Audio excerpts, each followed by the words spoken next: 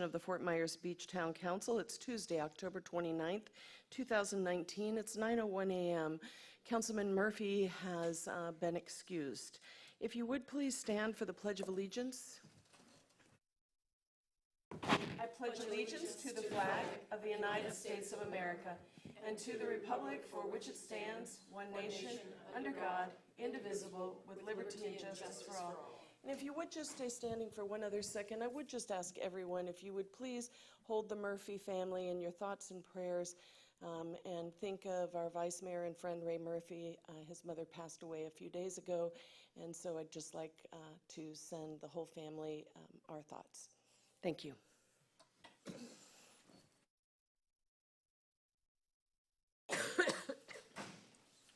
Okay.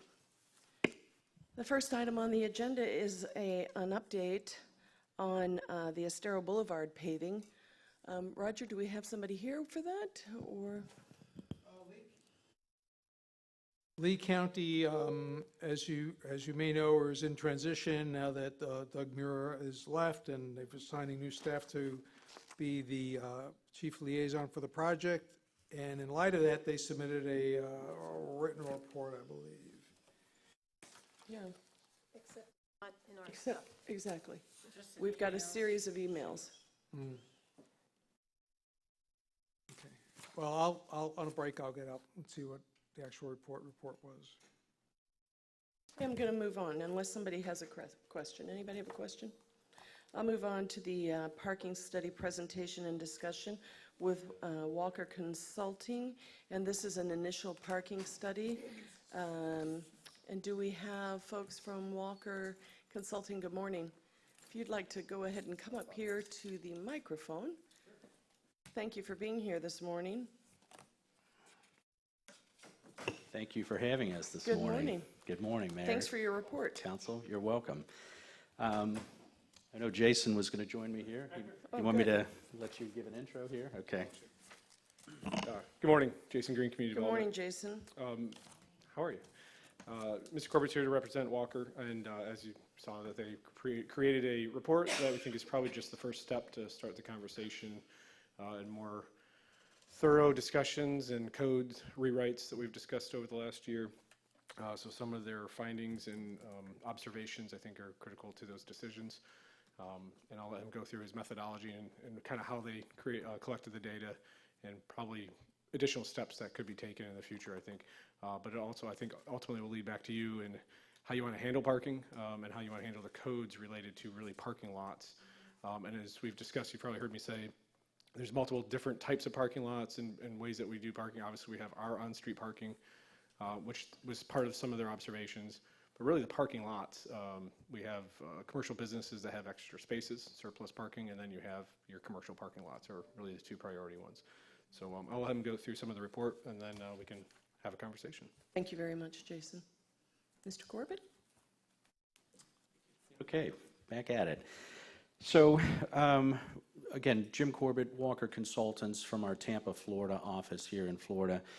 We were engaged earlier this year to come down and do a complete analysis, or let's call it first impression review of the parking operations or parking locations here on the Barrier Island.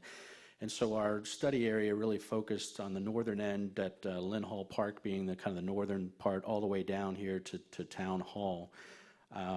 Encompassing just a wealth of different operations, from private operators to hotel parking situations where they were charging parking, to including a couple of locations that may have been deemed as principal use parking, where they simply were putting attendants out in those locations, and then as business kind of ebbed and flowed during the course of the day, these attendants would surely say, hey, we're not using these spaces over here, we're going to sell these spaces as overflow parking here.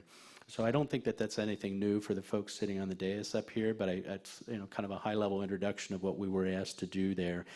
And then the second piece of it really was a code review of your existing code language that sits out there today, and what we thought could be potentially some recommendations to help your thought process moving forward. And I guess the big question for the council really is, what is the objective here? Is it really to allow more parking to incur in this environment, and by doing so, that means paid parking opportunities become more prevalent down here. Certainly, the downtown district area is probably more aligned for that type of activity. You got a lot more commercial use there for folks going to the restaurants, some of the existing establishments there. But as you get further down Estero down here towards Town Hall, you're getting a lot of businesses that are taking advantage of the proximity to the beach. Can we sell and can we make options available for additional people coming to the island? We saw it as we were walking the streets out there, where there were a lot of known, let's call them residents, because truly they were familiar with the people operating the lots and yelling out, "Hey Joe, can you squeeze me in? You got a space over here? We really just want to get to the beach here. What gives?" And so in the case of, I'll use Lanikai as a reference there, their objective, of course, is to keep their spaces reserved, we believe, for their hotel guests that would be checking in during the course of the day. But they also, of course, have lunch visitors that may come to their establishment there and need kind of that short-term parking. And so there really was a lot of this kind of almost negotiation as folks were driving down the street to see if they could get in and get that last available space, which, of course, makes it an interesting dynamic. But all told, we took a look at roughly 26 sites in that study area boundary there, and you'll see that in the report there on page 10 of where they're all labeled there. We tried to give a brief description of what we believed the operation methodology was for each of those locations, whether or not it truly was a shared parking location where folks could just show up and pay a fee and park all day, or whether or not it was more this negotiation tactic of, do you have one more space in there? Can you get me in there? So kind of shifting gears over to the code, the code review.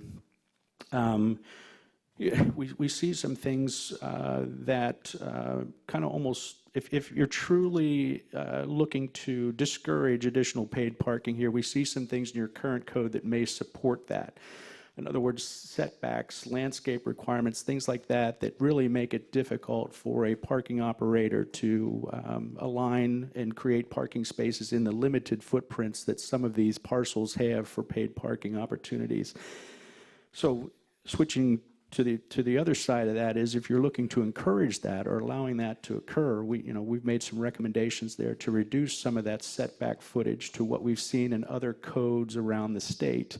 The 15-foot buffer, I think, is what I'm specifically referring to. This idea of reducing that 15-foot buffer to somewhere around a 3 to 5 foot buffer may make it more palatable to use that space to encourage parking. When you've got those large setbacks, it really makes it difficult to create drive lanes, turning lanes, backing in and backing out type areas. We saw that many of the attendants working these lots would simply have to not only take your money at the entrance, but then they'd have to walk you over and kind of back you in, wave you into these very difficult type spaces. And I think the kind of the more dense or condensed that your parking area is, you're getting into more of that kind of assisted parking, not necessarily true self-parking opportunities. So again, I think it really just boils down to is what the goal of the council here really is, or the town itself. Do you want to encourage this? Certainly more visitors means more access to the businesses at certain times of the year. Or do you want to discourage it? Do you want more of this park once scenario in these, let's call them more remote parking areas that may not be as convenient to beach access, causing or allowing folks to use the Lee tram system, the perfectly acceptable transit systems to help people get in and around the island? Or what is the real goal there? Really, what are you trying to do in this sense? So I think that could give you some direction on which way to go there with how stringent you want to keep your code for development for parking parcels, or do you want to create a certain level of flexibility during this seasonal period? Obviously, we know the period of generally January through Easter weekend, give or take, is probably the prime.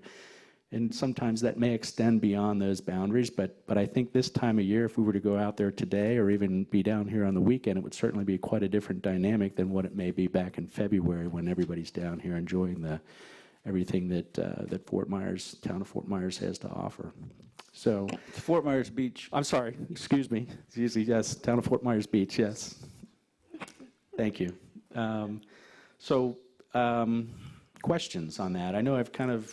Yeah, let's see if we can answer your question about what exactly are we hoping to accomplish. And Sure. Joanne's leaning in, so I'm going to let her begin. Go ahead, Joanne. Get cars off the road quickly. Yeah, that is a biggie. Yeah. Roxanne? I'm not sure. Bruce? Like that term that Joanne just used. Maximize the availability of parking. I agree. Getting, and parking once and then having people move around would be an ideal goal for me as well. Sure. That may not completely answer the question, though. And another couple of things. We do want it to be attractive. So the idea of reducing buffering sounds fine, but not eliminating buffering. I think that people want some shrubs. They want some appearance of that. I know in our code too, we have like shade trees in the middle. If it's possible to still keep a shade tree here and there, we would like trees, but That 15-foot buffer is just ridiculous. it That's is, a it's carryover from excessive, Lee County. excessive. And then with regard to parking requirements, I know I've always felt, and maybe I'm wrong, that if you're coming in to establish a new business, you should have to have a required number of parking spaces.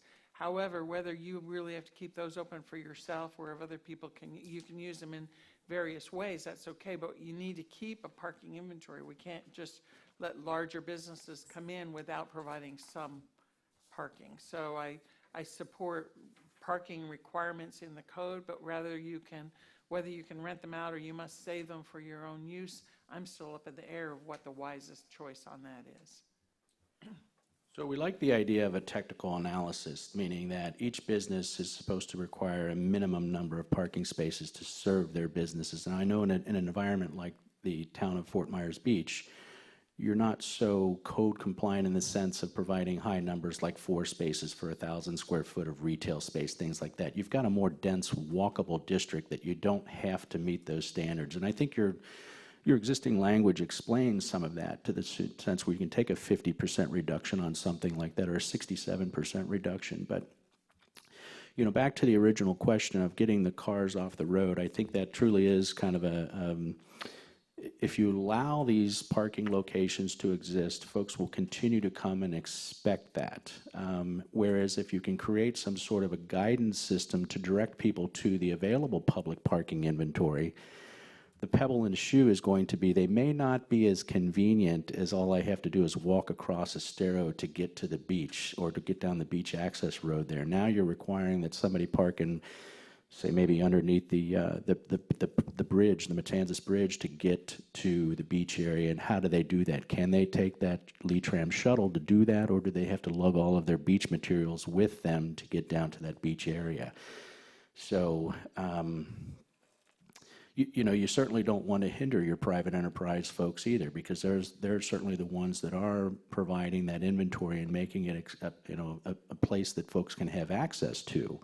But I agree that the idea of improving that visual experience, you've done a heck of a job here on improving your right-of-ways, your wide sidewalks that you have down here. You certainly don't want to be walking by a buffer that's, gravel, dirt, rock, something that doesn't have mulch or some sort of a pleasing look to it. Dead landscaping, for that matter. There's an idea of, can you get irrigation into some of these buffers so that the landscaping is maintained on a regular basis during the non-rainy season periods? Some of the fences, a fence looks great when it's installed today, but what's it going to look like 6 or 7 years down the road? And as a private owner, I may try to make that fence last as long as I can because it costs money to make those improvements. So another thing that you point out in your report is signage, and it's something that we've talked a lot about is some uniformity of signage, something where people can readily see, oh, this is a parking facility, and recognize that, where the prices are clearly delineated, changeable, whatnot. I think that would be a huge plus. Roxanne? Well, I have two thoughts. One, specifically to what you mentioned. Uniformity can be a nice thing and it makes things look pleasing, but one aspect that we talk about of our town is that it's funky. And if you get too uniform, you lose all your funkiness.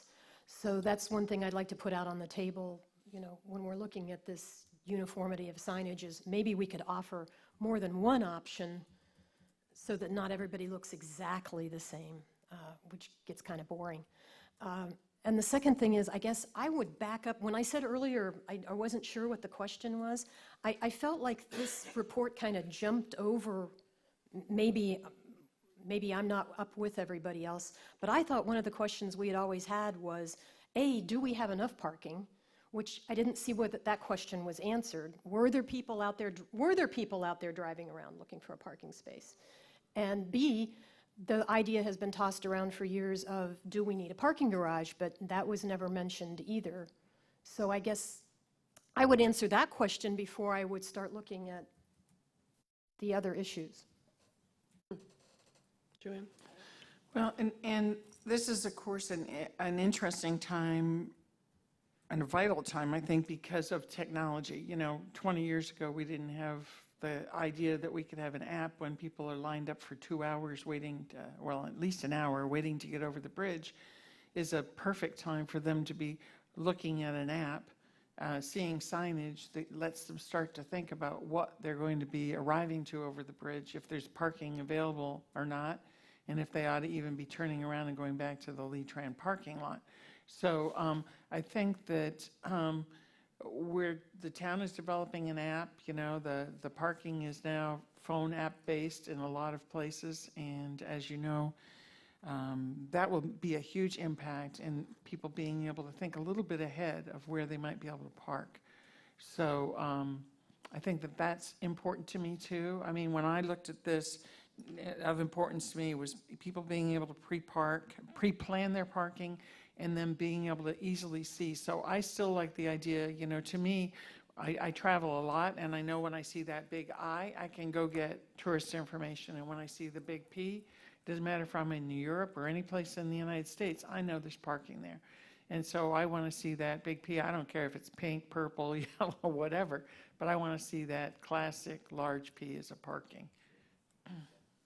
I think I like the app approach. The challenge with that, of course, is, it's not all government-regulated parking. There's private enterprise involved in here. But the advantage to that is you can include those private owners into this app program if they're willing to support that. In other words, we, as the government entity, can include you in this process if you're willing to upgrade or require the technology improvements to get that space counting, whether it's just a threshold counter. When somebody comes into that lot, it either increments or decrements a space from that lot, gives some sort of a count system to the entire program. What that often suggests is additional guidance signs. So when I come over the bridge, I know that these 5 players are involved in the app process, but 3 of them I have to turn south on Ostero, and the other 2 are up here on San Carlos. And so it really becomes it becomes some additional physical signs that would be in a dynamic fashion that would need to be installed with that as well. So not unattainable, but certainly provides a higher level of customer service for folks. And the question about, do we have enough parking? I think in a beach environment, you can really never have enough parking. You can ask that question all day long. As long as the beach is accessible, more and more people will come to that beach environment, especially if it's an environment like the town of Fort Myers Beach, where there's enough going on here that I can dine, I can shop, I can recreate, I can do all these things with a one-day, day trip type of an experience. Again, as long as you keep adding that inventory, more and more people from the one tank trip folks, they're going to make that trip over to Fort Myers Beach, knowing that that inventory is available. Yes, they are. Joanne? I have another question for you, actually, because it's a conversation we have here. We raised our parking fee to $3 an hour just for the town, and we don't have any regulations as far as maximums, or any regulations for the private lots on what they charge. My personal feeling is that it's okay to charge a fair amount. I'm used to paying $10 an hour in New York City, let's say. You pay $6 an hour, $6 just to get over the Sanibel Bridge. And I think it's a privilege to bring a car to a barrier island when there's public transportation available just over at the park and ride. So my long-winded question to you is, what is the impact and what would you recommend with regard to parking fees? Are higher fees good? What does that impact? Is regulation of fees good in a community? I'm sure you have experience of that. Could I just add on to that question, because it was glaring in your report that our parking was the least utilized. And so I just guess I would add on to Joanne's question for you to comment on, is that cost or time limit? I think in a beach environment, I think its cost is going to be your biggest impact. And now government will always be the low-cost driver because that's what we're intended to do. It becomes this idea of that, again, the beach environment becoming such a dynamic attraction for folks that folks will be willing to pay $15 to $20 for a day experience. It's a one-time cost that they're going to pay. That's nothing for them. Whereas the city, if you allow somebody to park at a metered space at $3 an hour, after a 5-hour visit, you're up to $15 already in that fashion. So I don't know that you want to necessarily try and limit a visitor's duration to the beach if it's truly beach parking. Now, if it's more commercial oriented, where you want that heavy turnover in the retail districts, I think you do want to time limit that. I think you want to keep the San Carlos areas limited to a 2-hour window or a 3-hour window, whereas you don't want to encourage somebody parking there for 6 or 7 hours, taking up that prime access space there. But I've kind of lost my train of thought here for a minute. But I have seen, we did some work over in the city of Hollywood on their barrier island over there, and what they do is on a municipal side, they have a more reasonable rate during the weekday, but knowing that folks are making those Saturday and Sunday trips to the beach, they've got a different rate dynamic in place for Saturday and Sunday, and it's designed to encourage people to use the different alternatives that are available. In some cases, that's the Uber and Lyft coming to the beach, which is a little easier to do in some cases when you've got your cooler and your beach chair and things like that. So I'm not sure if I answered that, or I've given you some information. I know that. Sorry. So you would not recommend expanding the time frame for Old San Carlos Boulevard, or even because there is no time limit under the bridge. Is that right? There's no time frame under the bridge, but there is a 2-hour time limit. We have a lot of complaints about that 2-hour time limit because.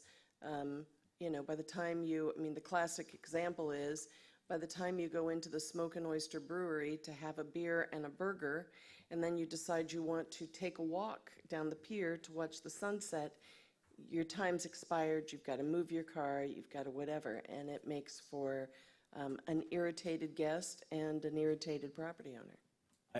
I would agree with that. We just watched St. Armand's Key up in Sarasota just implement its paid parking.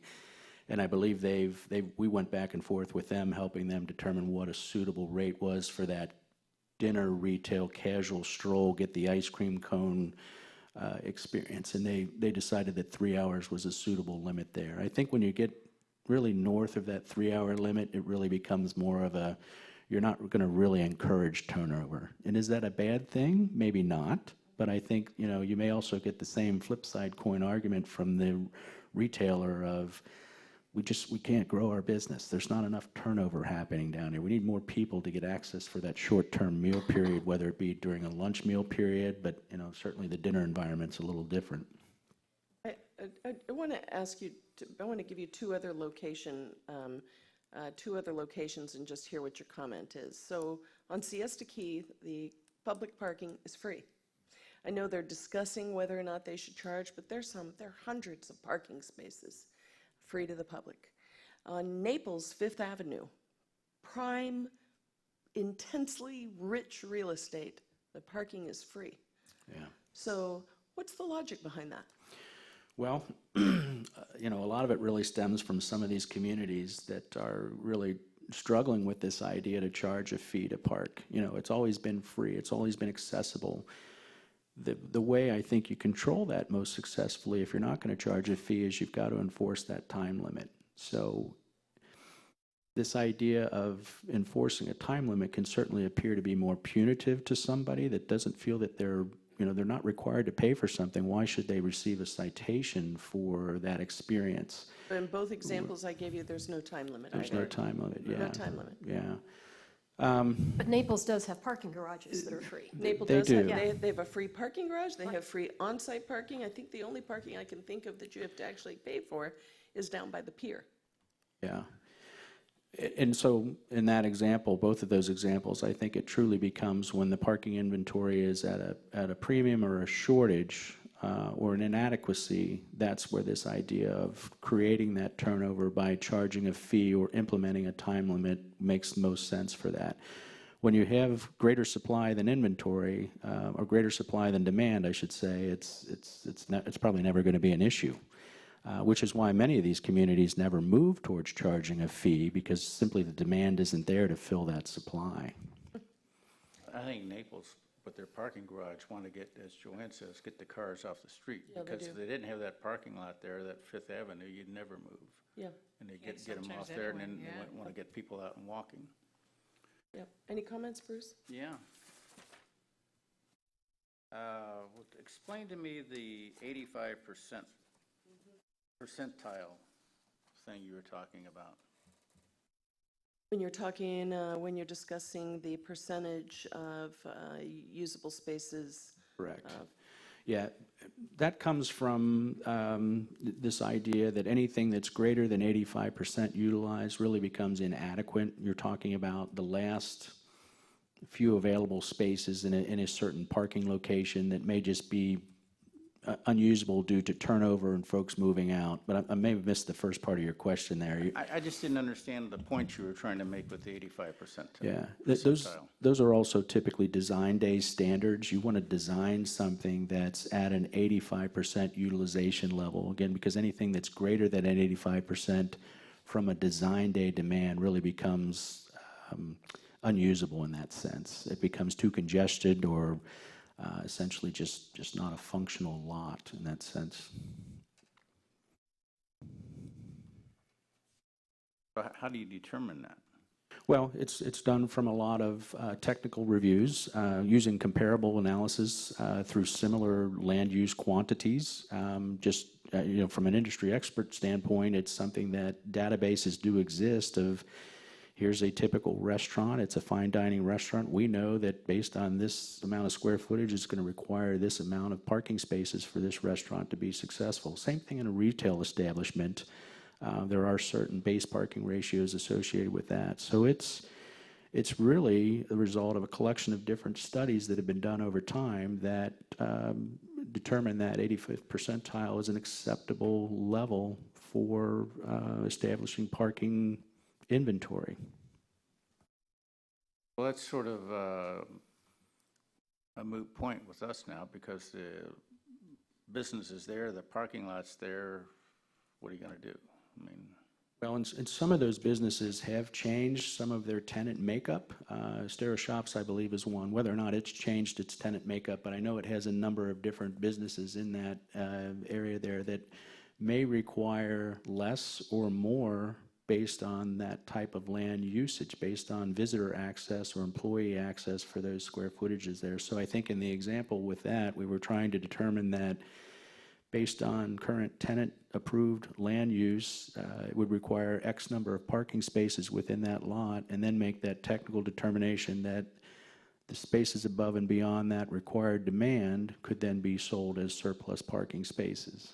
but if I'm the owner of all the shops there, and I decide I'm making more money selling parking spaces than I do providing spaces for people to come in and buy the $2 ice cream cone, what do I care? I'm going to maximize my parking, and if I sell some ice cream cones, fine. Yeah, that's, Isn't that a business decision? I mean, why is that my problem? well, it is a business decision. I think it becomes your problem if you're trying to determine what an appropriate level of surplus parking area could be sold, or surplus parking spaces could be sold. I think that it just kind of ties back into how you're trying to establish your code.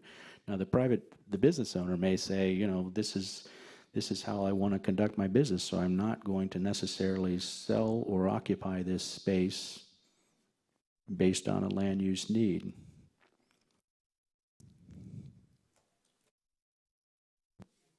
Well, how many parking spots of these, you surveyed roughly 25, 26 parking lots. How many spaces are in all those lots? Do you I know? don't think we got an actual count of all those lots. We were just doing kind of a high-level first impression of how the operations were being conducted at those lots, from the rates being charged, the methodology that the rates were being collected. I don't know that it would be very difficult to get that inventory. It seems to be pretty static in most cases. My other question, I wonder how many of these are grandfathered lots? Do we know?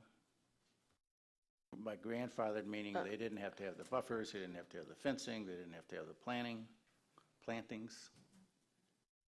I don't know. Very few of these do. Obviously, you have your, if you're talking about the commercial lots themselves, Orms has to have it. Dave has it at his place. couple that have come through in the last few years that have, and actually have gotten the variances or deviations to do the smaller landscape buffers. Narrower, I should say, excuse me. Counselor, to perhaps refresh everyone's memory, at one point, the town was letting people sort of set up temporary parking lots on their properties. And the town went, and after, I guess, a long period of time, the town stepped in and said, well, wait a second, you guys have been operating as a temporary lot for a long period of time. It's sort of time to fish or cut bait.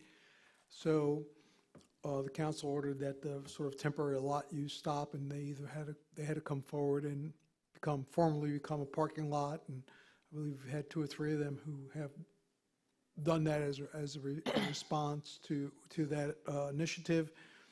And the others cease to exist. So that's kind of where we're at. Like lot number 24, which is probably the biggest lot, close to the biggest lot in the town.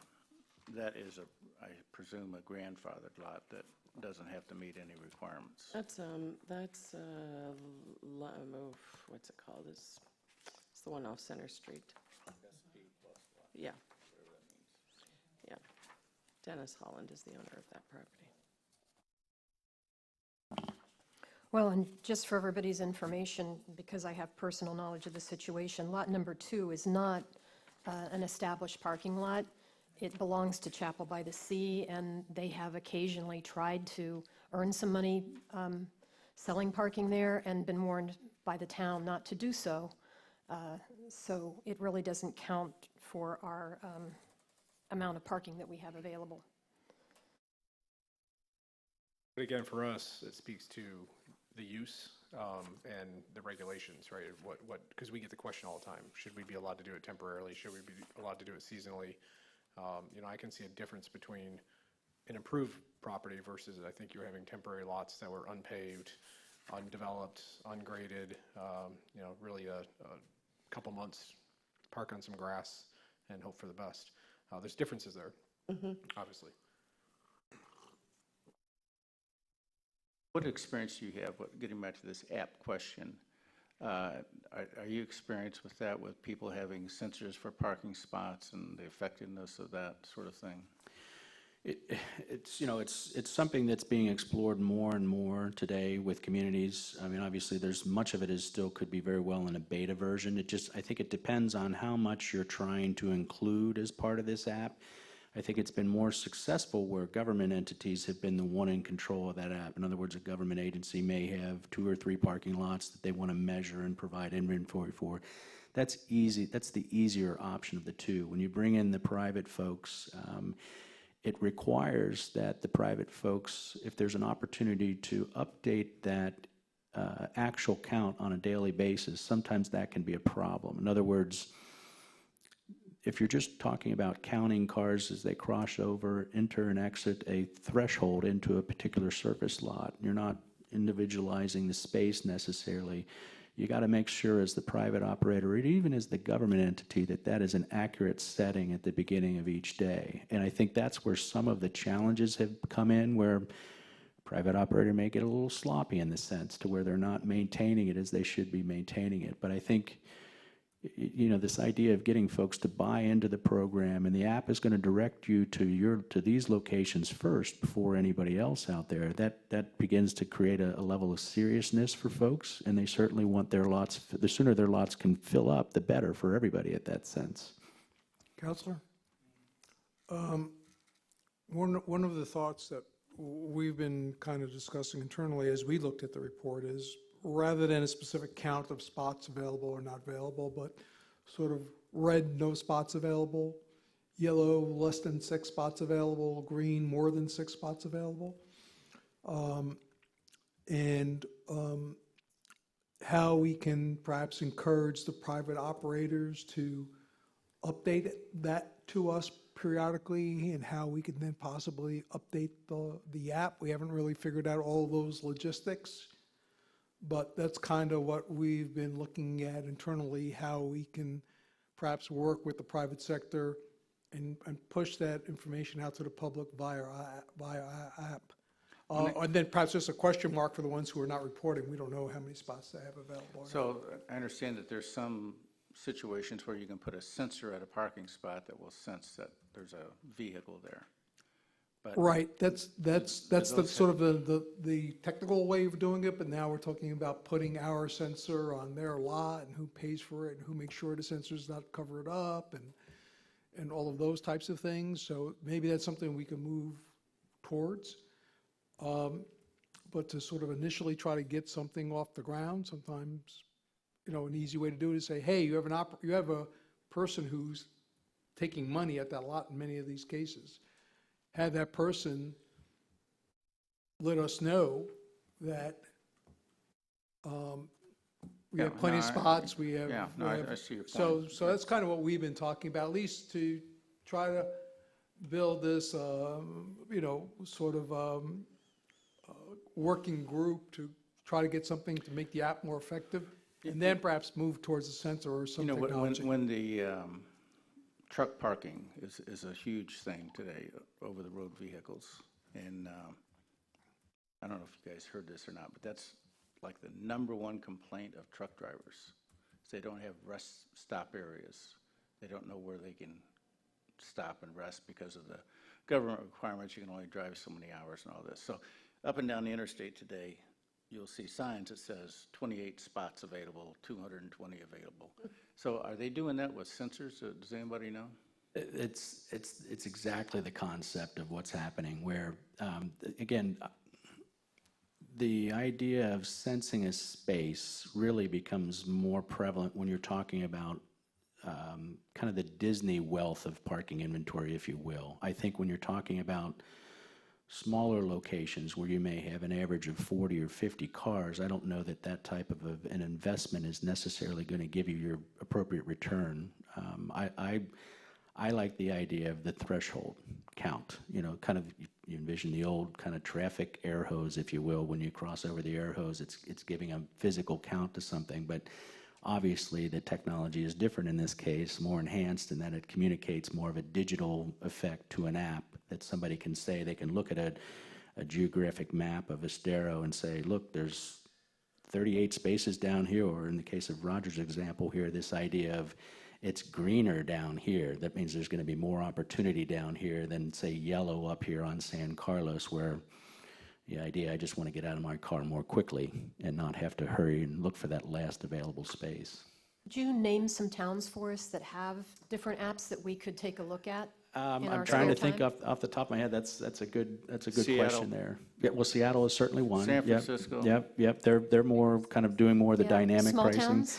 Yeah, I'm trying to think of where you may see stuff here in Florida. I know Florida is generally a good example, and you know, I'm going to have to get back with you on that. I wasn't prepared for that question, but I know that a lot of folks are exploring it. I can certainly say that. So you're certainly kind of on the cutting edge of the exploration. I'm not sure we phase want to here. be on the cutting edge. We want everybody else to make the mistakes and then Correct. we'll learn from them. I support that, yes, yes.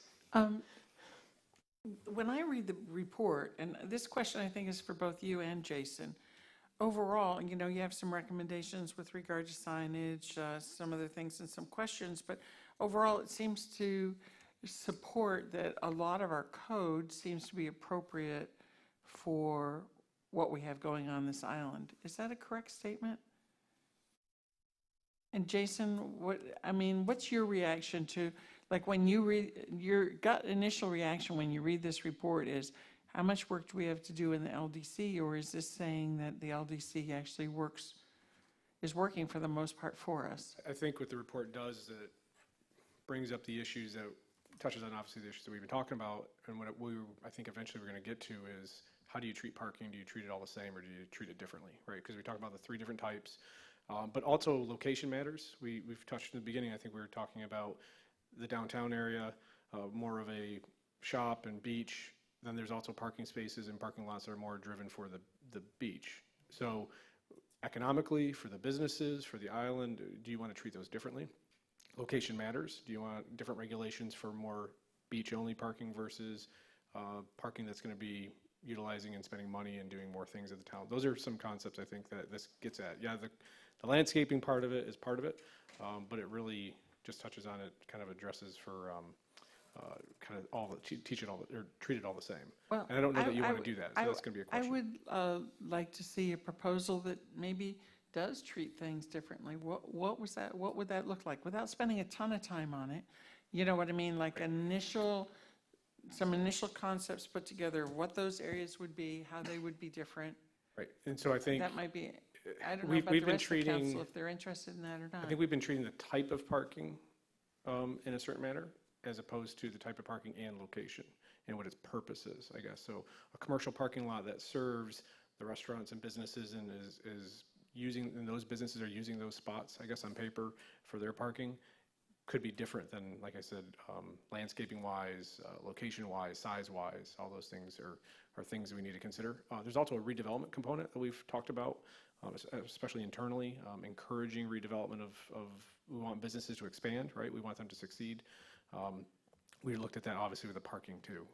If you want more parking and allow these businesses to do the surplus parking, how does that redevelopment look like? I guess my only concern is, if it gets too complex, is it too hard to get cars off the street quickly? And number 2, is it too difficult to enforce? So on both sides, does it just become too complex? And is treating everything all the same the quickest answer? I think the consistency in enforcement and having, I mean, the reality is the code is very restrictive. It requires you to basically redevelop your entire site if you want to do some other parking. My opinion is probably a little bit too far the other way. So if you want to allow the parking, you got to swing that pendulum back. That's why we've probably, over the period of 20 plus years, have not enforced it as strongly, because I think people have said, well, that's too restrictive. Don't worry about that kind of attitude. We can bring it back and have reasonable regulations. Then you can enforce it and regulate it and stay on top of it. For me, I'd love to see some prioritize, you know what I mean, some priorities set. Prioritization. Thank you, can't do that word today. I'd like to prioritize a little bit, because it would be nice to do things that are quick, you know, like the uniform signage. If we could do something that could make a quick impact while we do things that are also more long-term, I think glad you brought that up, would be great. Because remember, your signage code requires essentially commercial businesses to have a monument sign. There's a uniform, the sign doesn't have to be the same, right? They have flexibility in design, but there's a uniformity in the type of sign that has to be. Those are very difficult signs, because they're usually a concrete, footer in the ground, solid sign. Those are difficult for parking lots that are 20-space parking lots to put up. So I think, to your point of, maybe there's an opportunity to carve out different type of signage that they can utilize that's more reflective and visual for what people are looking for with the P or whatever it might be. Don't take up space that could be used by parking. Reduce the buffers right away. Because we always Get some deal with, uniform signage in and sort of maximize the parking as we work through the code and other specifics, I don't know. if You're it getting a lot makes of sense. handmade signs, you're getting a lot of signs that are, and it's a visual thing. They need people to see that there's parking available, so they're always sticking out in the right of way. It's blocking visibility. Those are Right. issues. that Yeah, we got the raised. funky part covered. And We got the and I funky part guess covered, yeah. also I'm interested in what the baby steps of working toward a fully functional app are, because we have an app that CRAB and the town has developed that's about to go online sometime soon. And is that first part of the app just a map where you go into parking and it shows a map of the island and where different parking is and where the most are? And then later you come in and you get more sophisticated. But I suspect that there's layers of working toward a fully functioning, sophisticated app, if you ever get that far. And if we can do something simple now, with a sign while you're waiting in traffic and a sign before the park and ride saying, if you plan to come to the island, look and see what parking's like there, but you have the park and ride here. And then as you're waiting in line, look at this app and familiarize yourself before you get over the bridge. And then once you get here, there's uniform signage at least. Maybe though, that's a baby step we take while we're working toward more sophistication in the years to come. You can certainly achieve that, kind of that static, here's the inventory on the app. I think that stuff's available today. There are a number of different companies that provide that, as long as you give them the flag in the sand to show where that parking location is at. But you're right, I think the key is that associated trailblazing brand, where you're capturing that person visually from the app, and then as you approach the bridge, you're seeing that similar brand, and then that you get to each of the destinations to the greatest effect of uniformity. You've got a similar brand somewhere on each one of those signs that not necessarily using the town of Fort Myers Beach emblem seal, but something that gives it that beach parking brand look. Yeah. Roxanne? I was just going to summarize so that Roger knows, at least he has some idea where each of us are heading. I'm willing to look at smaller buffers, maybe not as small as Tampa has, but ours do seem to be too large. I'm willing to look at more uniform signage in spite of my funky comments. I think there's ways of accomplishing that. I also think that it might be a good idea that we look at a 3-hour limit downtown. And one thing I would add to maybe maximize people's encouragement to use the town parking is that we have a maximum daily charge. That That's an interesting $15 idea. or $18 is the most you would pay at our unlimited hour parking spaces. And that way we're competitive, but we're still getting that $3 an hour from the short-term parkers. Okay. I had those three things exactly, Roxanne. Bruce, do you have anything else? No. I guess the biggest point is we all agree that we want cars off the road.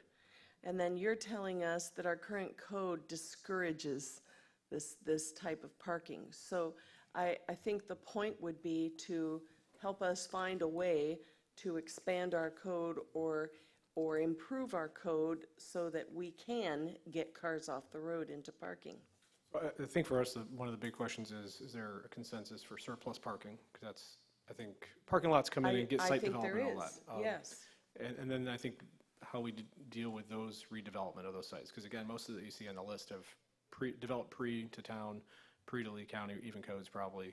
They're just asphalt sitting on the ground. But working with them and it beautifies and enhances the commercial business anyway, so. Bruce?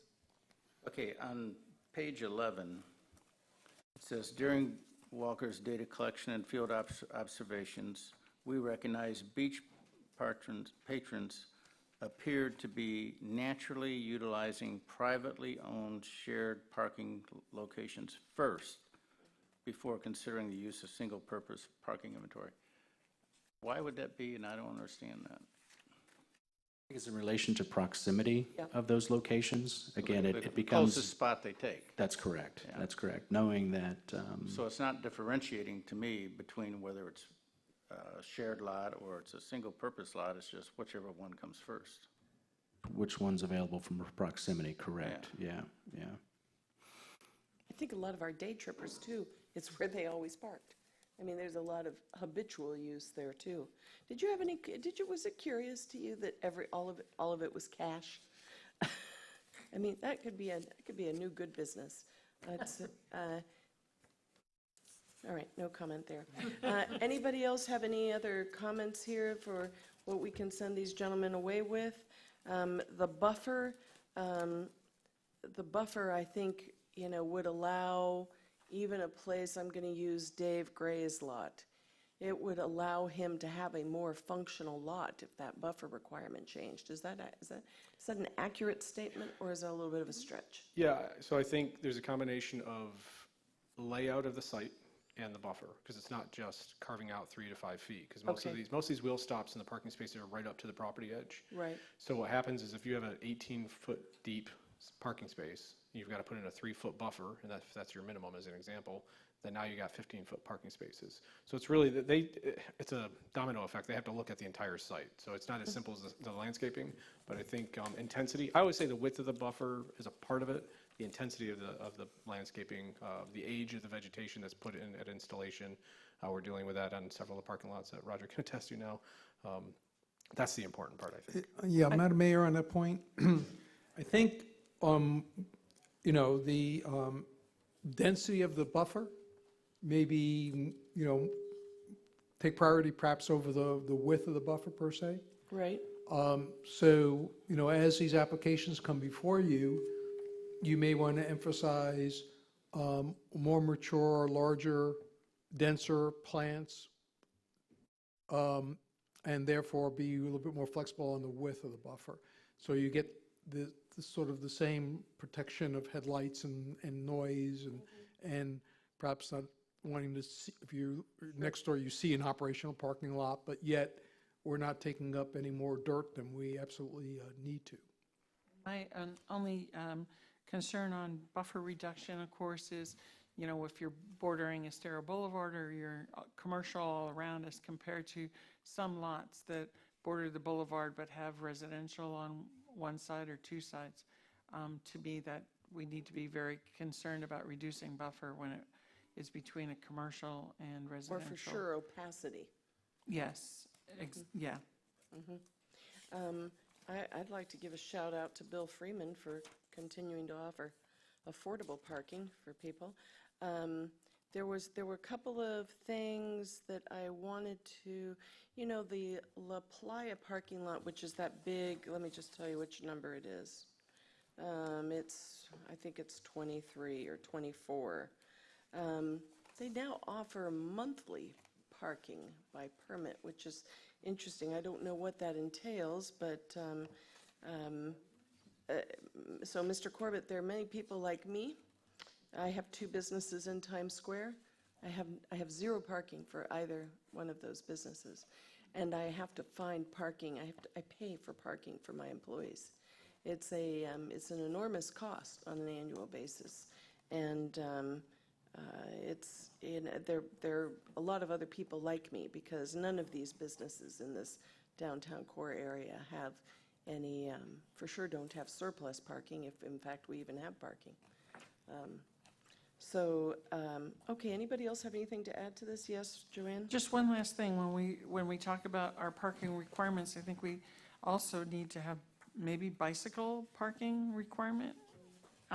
We're trying to get multimodal, so do we have that currently in our parking lots? We have a reduction in parking for Right. bicycle. I think first we need to redo the parking standards, the number based on use, but also I think more of a required bicycle and accessibility issues versus just the reduction in parking. Yeah, I think that would be important, and I think where the bicycles are parked, there should be informational something to let people know if this is an electric bike, you're not going to be taking it onto the beach, you're not going to be taking it onto the side, you know what I'm saying. It might help some of our pedestrian and vehicle issues if we have small signs that give that too. So, Jason, you have direction from us? You're pretty clear with that about the codes, and that's a question. I believe so. I mean, obviously, there's some open-endedness to this, but we'll work on whether it's a sliding scale, matrix, all these different things to help you make these decisions for the codes. So, Madam Mayor and council members, one of the things I want to be careful about is that you recognize that, we have people coming in and making planning applications and other things, and we have some degree of staff limitations when we sort of take on these sort of other projects, that we don't want to make sure that they do not affect our day-to-day work. So I just want to be clear that we're going to continue to use BORCAB to help us move this forward, if that's okay with the council. Sure. Thank you. Yes. Okay, well, thank you very much. Thank you, Mr. Corbett. I appreciate it. Thank you, Jason. Just another step in the ongoing practice there. Okay, thank you, guys. Next item on the agenda is the Donora Pilot Canal right-of-way vacate project. This is a resident-initiated request for vacation of right-of-way on the canal. Jace, I'm sorry? Sure, absolutely. It's 9:56. Amy, we're going to take 5 minutes.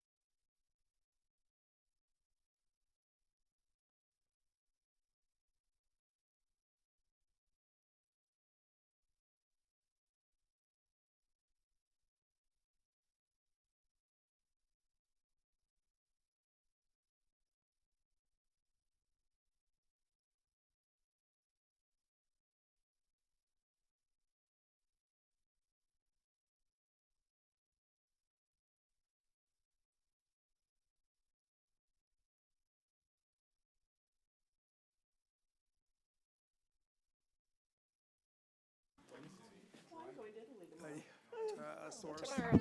Haven't even, flying into Milan. And then just all around. Would you eat Nashville hot? Ready, Amy? Okay, it's 10:02, we're back in session. The next item is this discussion about the Denora Boulevard adjacent canals. Jason? Morning, Jason Green, Community Development. So what I provided you is essentially a summary of costs to try to break it down to give the residents an idea of an estimate of what it costs per person for us to kind of move forward with these services. There's some savings depending on what areas are included. Denora is an interesting one in the map. Obviously, you have kind of an L-shaped canal there. You have two different residential driven requests that are related. I think that, conversations with them of individually, they want their issue to be addressed. There may be some savings if you address it all together because both portions of the canal have the same issue. Really what this comes down to ultimately though also is, are we going to deal with one side of the canal or both sides of the canal? In my summary, I mentioned that the residential homes, which I provided the sheet to you, I think was attached with the signatures. That was only on one side of the canal, for example, on Denora, the part that's leading out to the bay. It was not including the other side. Do you want to include the other side? Do you want to do both sides of the canal? Do you want to address the one? But most of this stems back to the encroachments of permitting that happened, filling into the canal, encroachment of the seawalls, and how do you want to address that? The challenges, I think, are there's no uniformity, to use the word from the previous discussion. There's no, the lines are not parallel and perfect. It's not an offset of 1 foot that we're dealing with. They're definitely not parallel, and it is not consistent. So that would be the challenge from the vacate perspective. But this is essentially just kind of a summary of the costs that we're looking at. And then obviously the method of collection is open for discussion. Why do we need a survey? You need a survey for the canal, and you need a description and sketch for the vacate that's required. And that would be part of the legal description, or the ads, advertising and all that. That's part of state law. But the individual surveys, because those lots, the uniformity, making sure that they are being surveyed at the same time. There are some lots apparently that have a survey. We can't verify the accuracy of those, but that was why we included that in there. So it would include a survey of each individual lot that's part of the program. So the state law says you have to have a survey to vacate the land. Is that what you're saying? The canal portion, correct. The portion that we're vacating. Correct. So since all the lots tie into that, that was why that was included in this. So you're just surveying the part that is supposedly town property. Is that correct? We're surveying the part that's town property and incorporating it into their overall lot. So it's a two-part process. One is identifying the actual dirt that's being vacated, and then revising the survey to show that that's now part of their bigger entire lot now, versus their current survey, which doesn't show that as part of their lot. So how many, there's 8 properties roughly in this $12,000, is that correct? There's 12 homes in this example, and only 8 of them are the signatures that approved to be part of this discussion. So he went, basically, the gentleman went down his street and I assume door to door and asked his neighbors if they would sign this form to get your interest. So the $12,000 represents how many properties? 8 The or 12. 12, okay, so it's $1,000 for a survey, doesn't that sound really high? The survey work includes the canal survey and the sketch and description for the vacating portion. So it's not just the individual lots. And recording the stuff as well. Right. So the 5,000 is the administrative side, advertising, and reimbursement, obviously, for work. Can I tag on to Bruce's question? Would that $12,000 still be $12,000 if you did both sides of the canal? It's not double because some of that, again, is for the canal. So yes, the canal portion would be done. It would be, I forget the dollar amount was. It was something like $500 per lot. There would be some economy of scale as the number of lots increased. Exactly how much economy of scale there would be dictated by how many lots participate. So it seems to me that, I hate to even bring this up, but why did this happen? Is it one, because there were lazy, lousy surveys done in the past? Or was it because they built the canal after the lot was platted, and the canal didn't follow the lot line. And A the combination. reason I say that is that the state law says, okay, you know, this is what you gotta do to vacate property. So let's say we had a lot on some street. I know we have a lot on some street somewhere. Call it Lee Street. I don't know. So we have a lot on Lee Street. So if we wanted to vacate that, well, that's a big deal. That's a piece of real estate that we own, we acquired sometime in the past. And so if we want to give that up, we have to identify it and so on and so forth. But when we have questionable land, and I call this questionable land, whether it's really the towns or not, we're saying it's the towns just because of the way somebody's survey was performed. Why do you need to go through all this expense and just say, hey, you got it. It's yours. Your lot now goes to the water's edge as it should have been to begin with. Well, state law requires you to do that for designated public rights of way, right? So, but the other part of that is we don't, at this point, have any discrepancies in surveys or questions about the platted lot lines. Sometimes, I think to your example, you get into that where one surveyor says one thing and another surveyor says another. We haven't had that in this case. No, What- I'm saying things have been on lots that have curves in them and things, the survey goes point to point. Here's the edge of your lot, the edge of your lot, and it goes straight line. And they just ignore the curvature. I don't. I Well, don't- it may be that let's put it this way, most surveys I see will follow that curvature. In some cases, because of the age of some of these plats and other things, properties got filled in beyond sort of the line and got incorporated into the private property, you know, sort of, if at least in the property owner's mind, if not actually. But the actual situation as I see it here is a couple of things. One is that we can proceed to vacate those adjacent properties that wish to participate in the program. So let's just start with that concept. The second part of that would be how much of this cost do you want to pass on to the property owners versus is there any you would like the town to absorb? And what we don't want to do is vacate a lot and then have two lots next to it that are not vacated. So it would have to be, there would have to be some degree of continuity, not necessarily everybody, but wherever the continuity ends, that's where the program ends. That's really the issue that I see before you. We would notify the owners. Here's what's before you, here's what the potential costs to you are, please sign that you want to participate. Here's a deadline for you to get your checked into the town. Exactly. And then we go forward and do it for those people who do want to participate. Joanne's got the answer, so I want to hear it. Oh, no, I'm probably just going to confuse the issue more, but I'll have at it. I have some concerns about, I think we need to do this. I have concerns about doing it piecemeal. I think this ties into the same thing that we want to do with canal dredging and having the neighborhoods be able to canal dredge. These are things that we said for quality of life for the neighborhoods, that we want them to be able to come together and clean up, vacate their properties, you know, get the But vacations it done. can't be house by house. It can't be house by house. No. The same for the canal. I think this is this non-ad valorem? I think this is, you do the whole thing. You get what percent of the majority. How is it on a dredging program when we've done it before? What percent did you have to have? Did you do this with your dredging down in Lagoon? And you probably didn't get 100%. What percent did you have to get? And then was that a non-ad valorem? What was it? How was it done? Well, It was a fee that was put on our property taxes. Okay, so my point, I'll just make it quick. I think you do the whole strip, you do the whole canal at once, you get the majority of people to say both they're going to sides. do, both The sides. whole canal. You get it done and get it over with. This piecemeal would go, that was accidental, but not quite, wasn't it? It was the French. This piecemeal doesn't make any sense to me, and it's the same with the canal dredging. You're not going to do parts of the canal.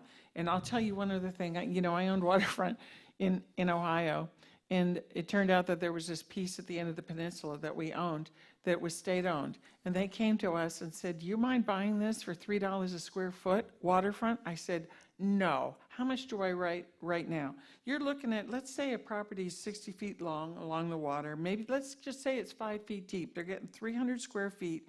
Maybe it's $1,500. They're paying $5 a square foot for waterfront to clear up their deeds. In all honesty, you ought to do that. These waterfront places are worth $600,000, $700,000, $800,000. They ought to be paying the $1,500, get their things cleared up, get the, it's a no-brainer to me. I would not complicate it. Keep it simple. I agree. I have a Sam? question for John. I like that idea, but can we make people take this? Can we say to a property owner, we're giving this to you? What if they say, I don't want it? I don't know that we can make them take it legally. Well, since you don't know that answer right off the top of Yeah. your head, you can get back to us on it. Yeah, But that's, we've asked this question before. Yeah. It's been, this is not the first time this has come up. Roxanne's asked it, I've asked it. But I agree that this needs to be a uniform, comprehensive task, canal by canal, period. So, hearing that, And whatever the threshold is that's been utilized in the past. well, hearing that, so assuming John says that we can proceed, then what we would do is send them a letter, which would basically be their vote. They would vote on their letter, send it back to us, and then based on reaching the threshold, we would proceed and with the vacation and collect the amount per lot, whatever it winds up being. But right now, it's approximately $1,400 a lot. And Jason, I think you can't, well, that economy of scale, doing both sides of the canal, it's going to be less than that. And I think you could look to Laguna Shores with the dredging project to see what the thresholds were.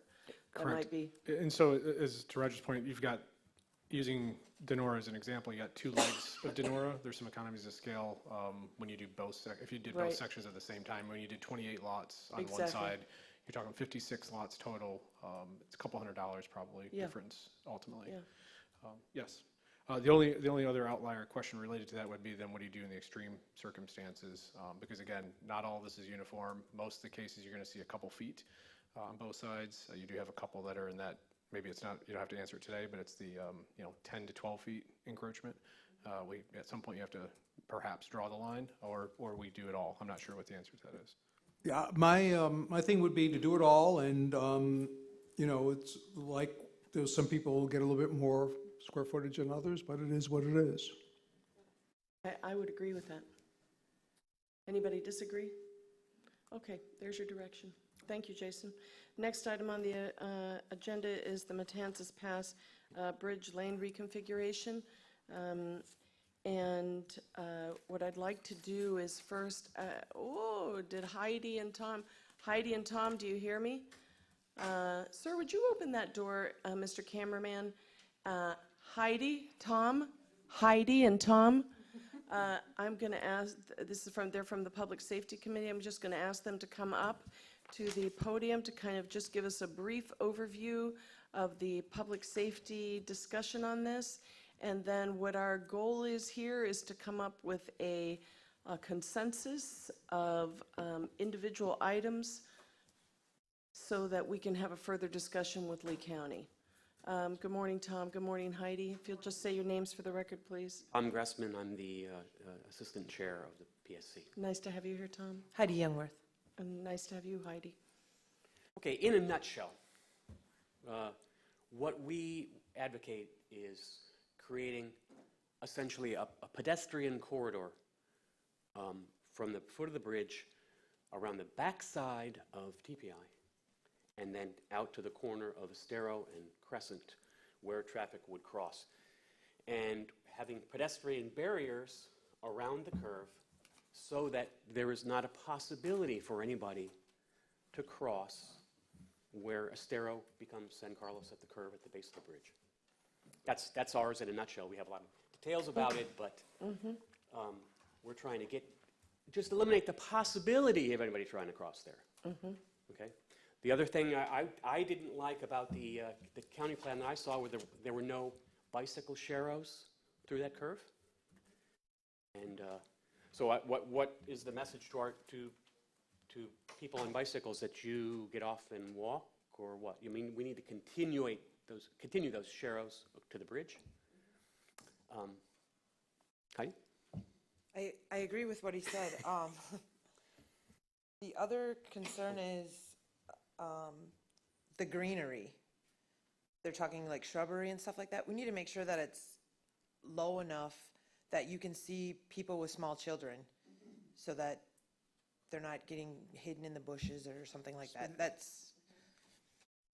We also advocate losing the Times Square trolley stop and moving it down to the Crescent Beach area where it gets consolidated with a tram stop.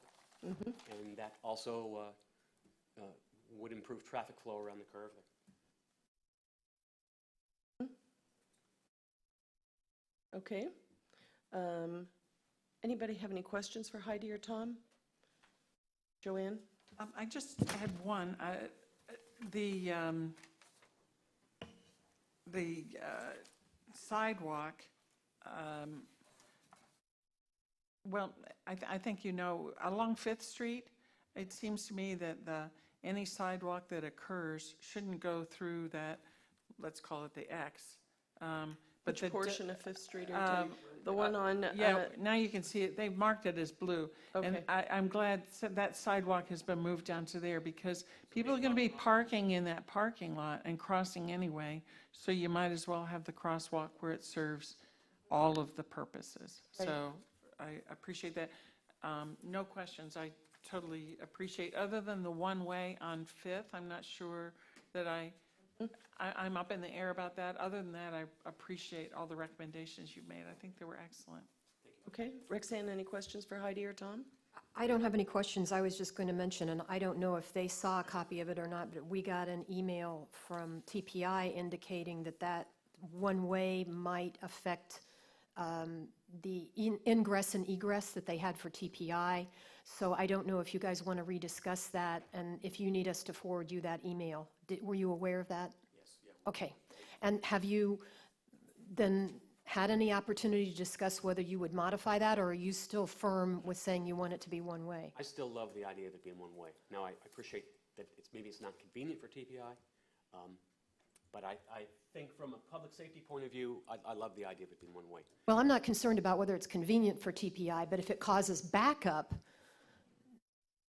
that's my concern. But, excuse me, a solution to that, I think, might be that you can't turn, if you wanted to keep that idea of one way, you can't turn right off of Estero to Fifth, but if you come out of their parking garage, you could go right on Fifth or left on Fifth to exit the island.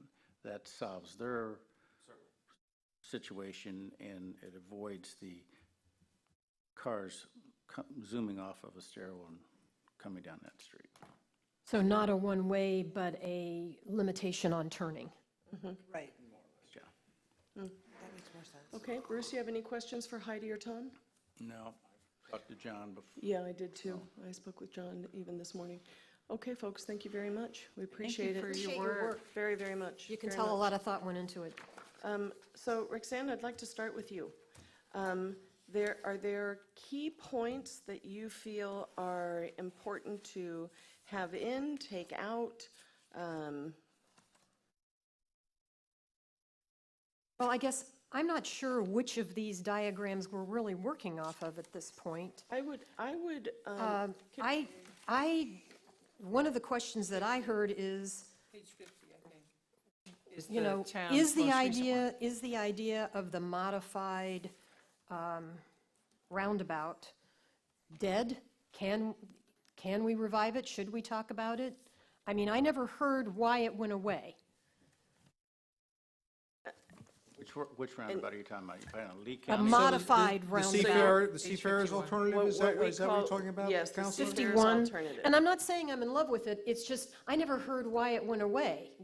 I may agree that it went away, but I don't know why it went away. I have no idea why it went away. So that was Lee County's first cut at dealing with the issue there. Their reason that they shared with me as to why they had that roundabout was so that their public transportation vehicles could make that U-turn to leave the island. When I looked at it with our traffic engineer, I felt that you were basically using up almost the entire Seafarers Ocean Jewels property to facilitate a U-turn there. And that's why in the version that you see on page 50, that wasn't included. And then you see on page 49, the county's reaction to our comments on page 50. So that's the sort of chronology of the examination of the traffic pattern. Well, that doesn't sound to me like a reason that you throw the whole thing out. I see more than just making a U-turn as that being useful for more than just that purpose. A lot of people come off the bridge are confused about, they didn't intend to maybe even come onto the island and got here and want to turn around and get back, and it's almost impossible. Maybe I'm being suspicious, but it looks to me like it ate up a big piece of the county property, and that maybe they didn't want to do that. No, that was their version. Well, but it was somebody's version there, but then other people at the county said, we want that for some other reason. Until they tell us what they plan to do with that property, I think we deserve to know what they plan to do with that property at the same time we're making these decisions. It seems only fair to me. Okay, Going on from that. I'm going to put that down as a priority for discussion, future of seafarers. Going on from that, I guess I would make similar points to what I did before. I still don't understand why on page 50, which may be the one that we're working from, that they have 5 of the RRFBs there, when I have been told repeatedly by county employees that they don't put those two close together, because if you do, people ignore them. Okay, so stop for 1 second. The RRFBs, what we're going to call flashing lights. Yes. Personally, I think that they should be removed or minimized in wherever possible. Does anyone else feel that way? They're very good in certain places. I'm but- just, wait, that's a point of consensus. Yes. Let's just, Yes, No, it's because I think we should have traffic lights that are all coordinated where we have traffic lights, and none of these FFBs or whatever right in here at Times I Square. agree with that, but are you talking globally, or are you talking just here? Just here. just here. Okay, I agree with Just that, because that's all we're talking about, is just Okay, here. Okay, okay. Okay, RRFBs, minimize, okay. Minimize or remove, Because okay. I thought there was going to be traffic signals there to coordinate so with that's- Crescent yep. and the other. Okay, go ahead, Rexanne. Well, that's the recommendation that we're making, but that's not what's on their plan.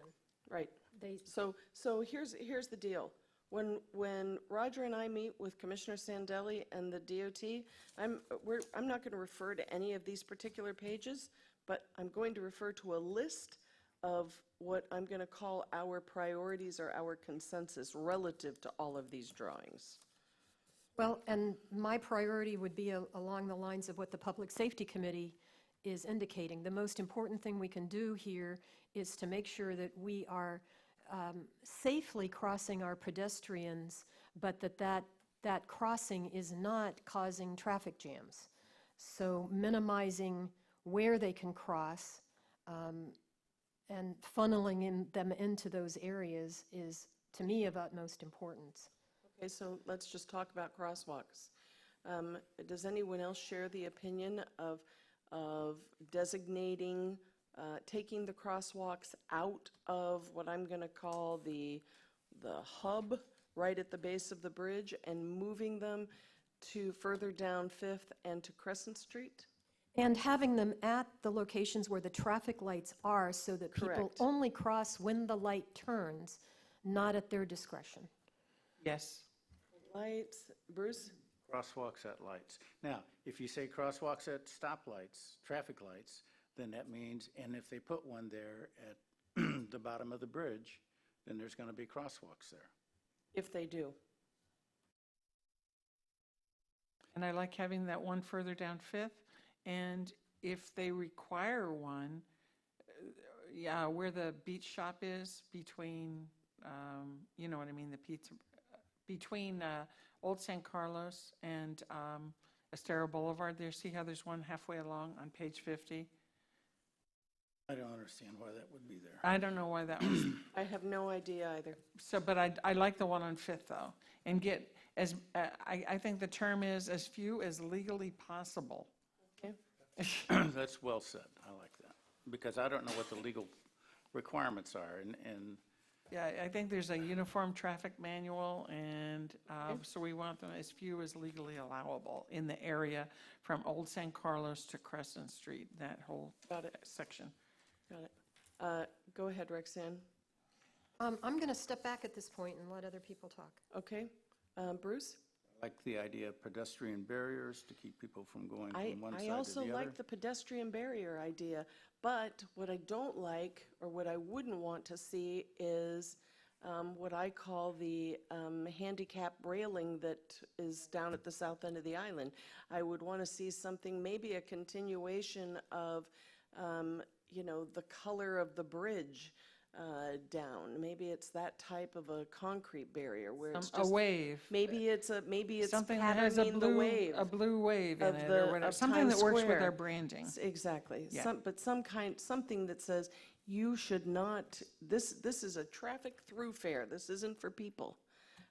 Roxanne, how do you feel about the pedestrian barriers?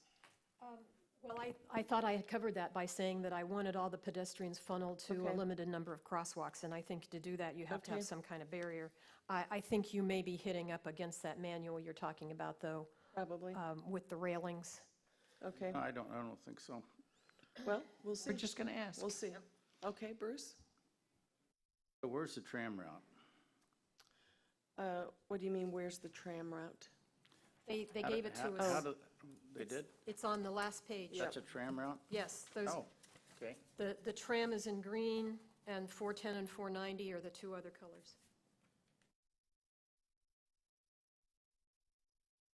So the red one comes over the bridge, hits Times Square, goes to Crescent Street, and goes back. So the green one today comes up to Crescent Street, turns right, goes to First, goes to Old San Carlos, goes back, and then when it returns, it goes by Crescent Beach. The yellow one, Island. Straight up and down the boulevard. Yep. Doesn't About make it, any loops. okay, so the yellow one then would be the only one, I'm presuming, that stops northbound across from Crescent Street, Crescent Beach.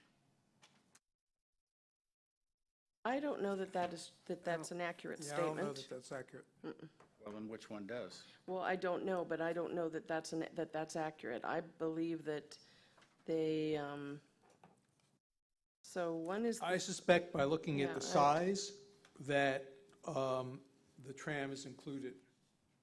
No, the tram does not go that way. The tram goes down Crescent Street.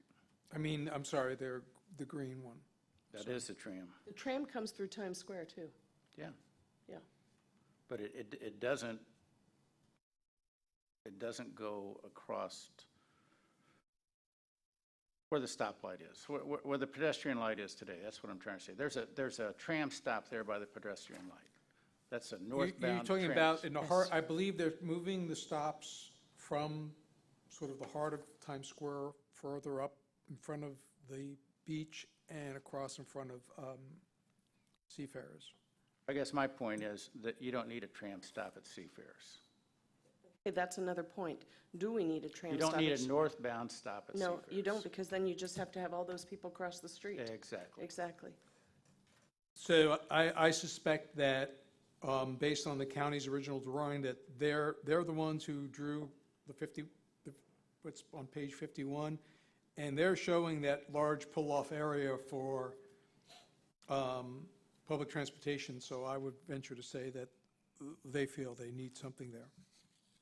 But that was in the very original one. Right, that was just. Well, it's in the original one, it's also in their revised one on page 49. Right. So I would And suspect- there is a tram stop there today. I mean, there is one. I But, mean, you can ask them to remove it, I'm just saying that it appears to be in their plans. right, and that's my opinion, you remove it, because you don't want people getting out on that side of the Estero and immediately walking across the street. I agree with that. You agree with that, Rexanne? I'm not sure. What if someone is staying at Margaritaville, goes down to Santini Plaza, and comes back to their hotel?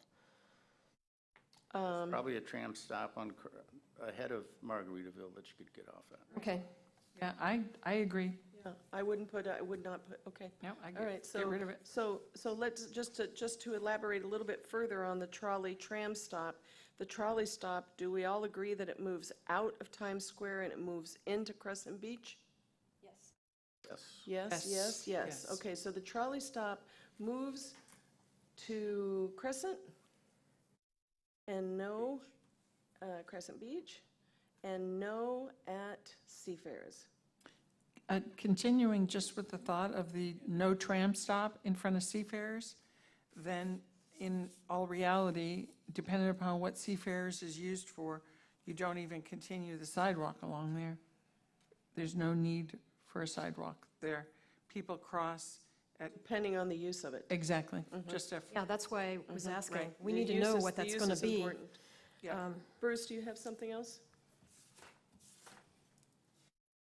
Do you have an opinion on Fifth being one way or not one way? He said limited turns. Yeah, I think the limited turn thing's okay, but really, as you say, some people make a mistake when they're driving around and they go around that corner and they say, well, geez, I didn't want to leave. I'm going to tell you, I'm a firm believer that Fifth needs to remain two ways. Yeah. I like it two ways too, and I think if we remove the if we get the tram stop removed there, that it makes a huge difference It does. in terms of bicycles being able to Yep. go around there, cars being able to go around there. The big conflict is if the tram stop stays there. Yep, I agree. Rex? I'm in agreement with keeping Fifth Street two ways, but limiting turns. Okay. I think Bruce Fifth has a good ways, idea with that. Two ways, limit turns. Okay. Go ahead, Bruce, anything else?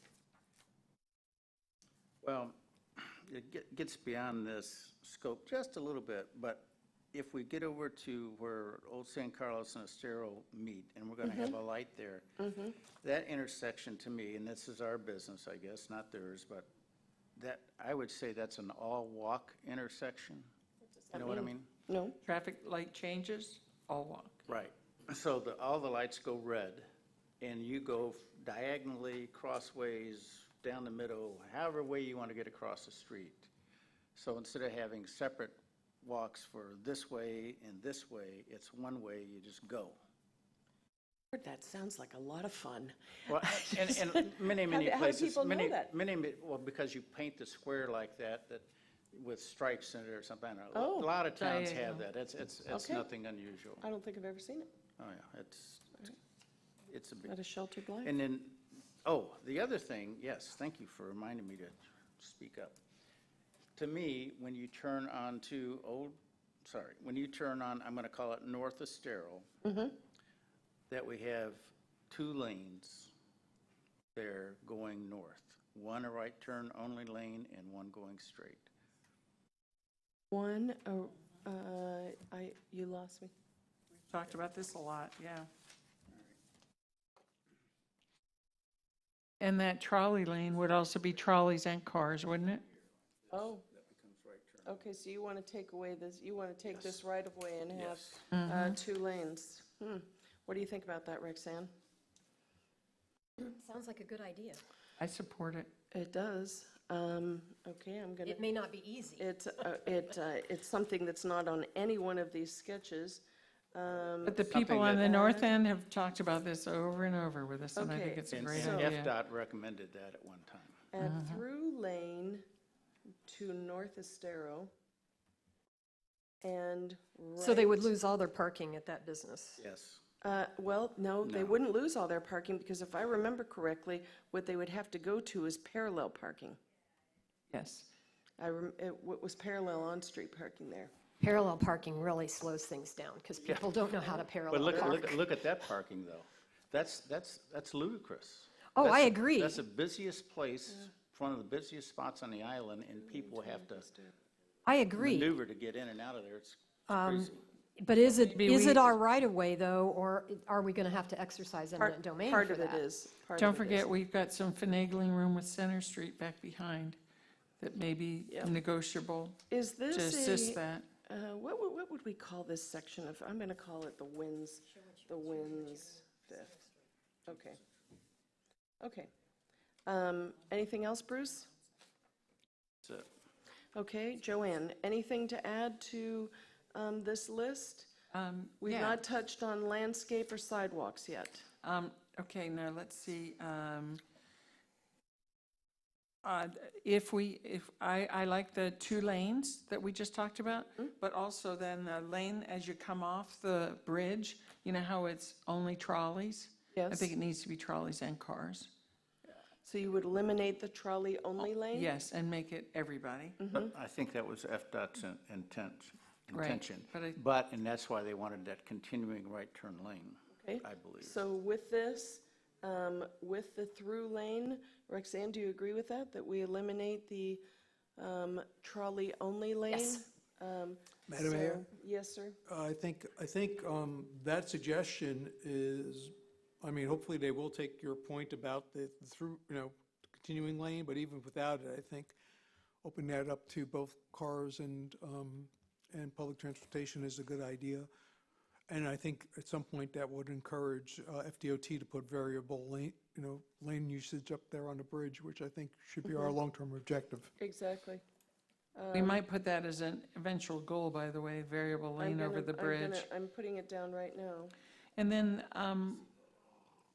if it takes, maneuvering property with winds or that is winds, isn't it? It is.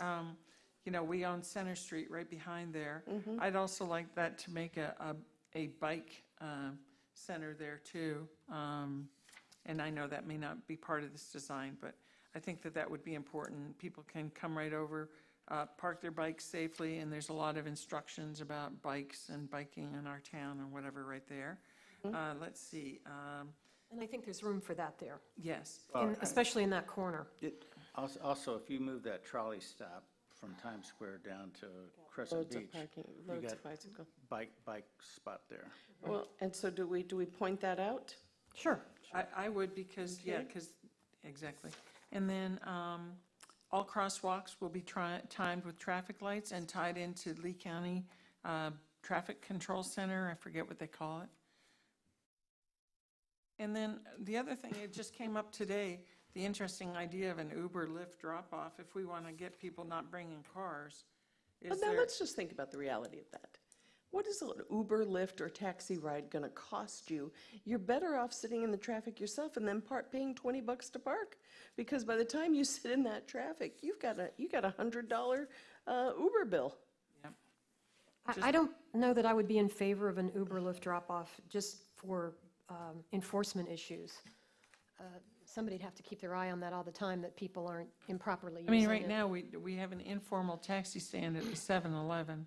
I mean, we have no place that is taxi, but people do use taxis, Ubers, and Lyfts. I just mentioned it. And then, I think that's it. Especially, now, if we can't get rid of the tram stop, let's think back one time, though.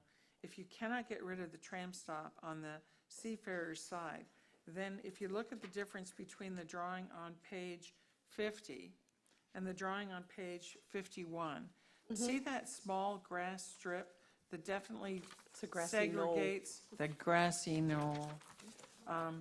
I think that we need that. That's missing in 50. If you wind up with that pull-off there, I think that there needs to be some,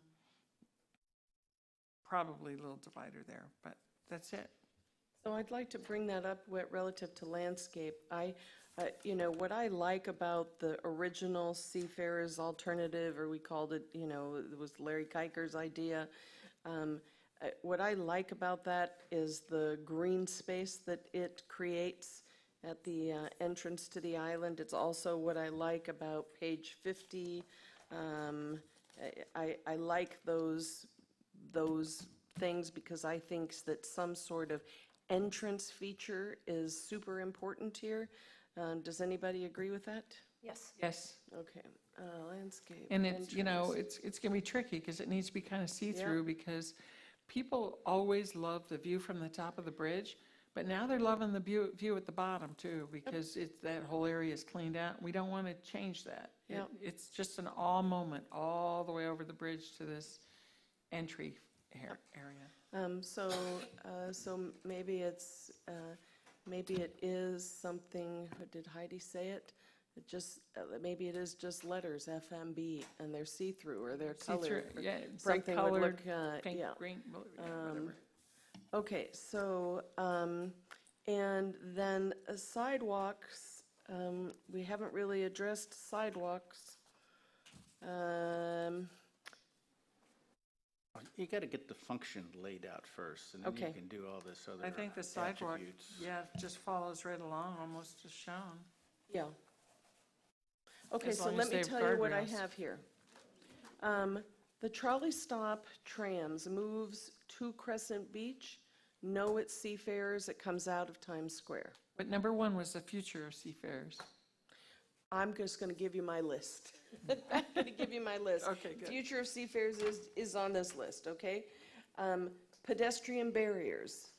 Those are very important, and we'll illustrate those with Mr. Goggins' map. Landscaping entrance feature to this gateway. Fifth Street, 2 ways limiting turns. Drop-offs at Seafarers or Crescent, drop-off at Seafarers is eliminated. Crosswalks at lights only, removed from the hub bottom of the bridge, as few as legally possible. What is the future of Seafarers' property use? RRFBs, minimize or remove completely. Confusing. Pedestrian barriers, link to branding and/or wavy wall, some linking of them so they don't just look like Jersey barriers, right? Add a through lane to North Estero and right turn lane onto Old San Carlos on the 5th in front of Wynn's. Eliminate the trolley-only lane. This was FDOT's idea also, making that a multi-use lane, and ultimately with a goal of variable lane usage sometime in the future. Create bike parking at Center Street and the old trolley stop area at Times Square. Anything else from anybody? The only other thing is our business, really, the all walks at Old San Carlos. Okay. If And there's did nothing. you have all traffic lights would coordinate together? All traffic lights, all lights.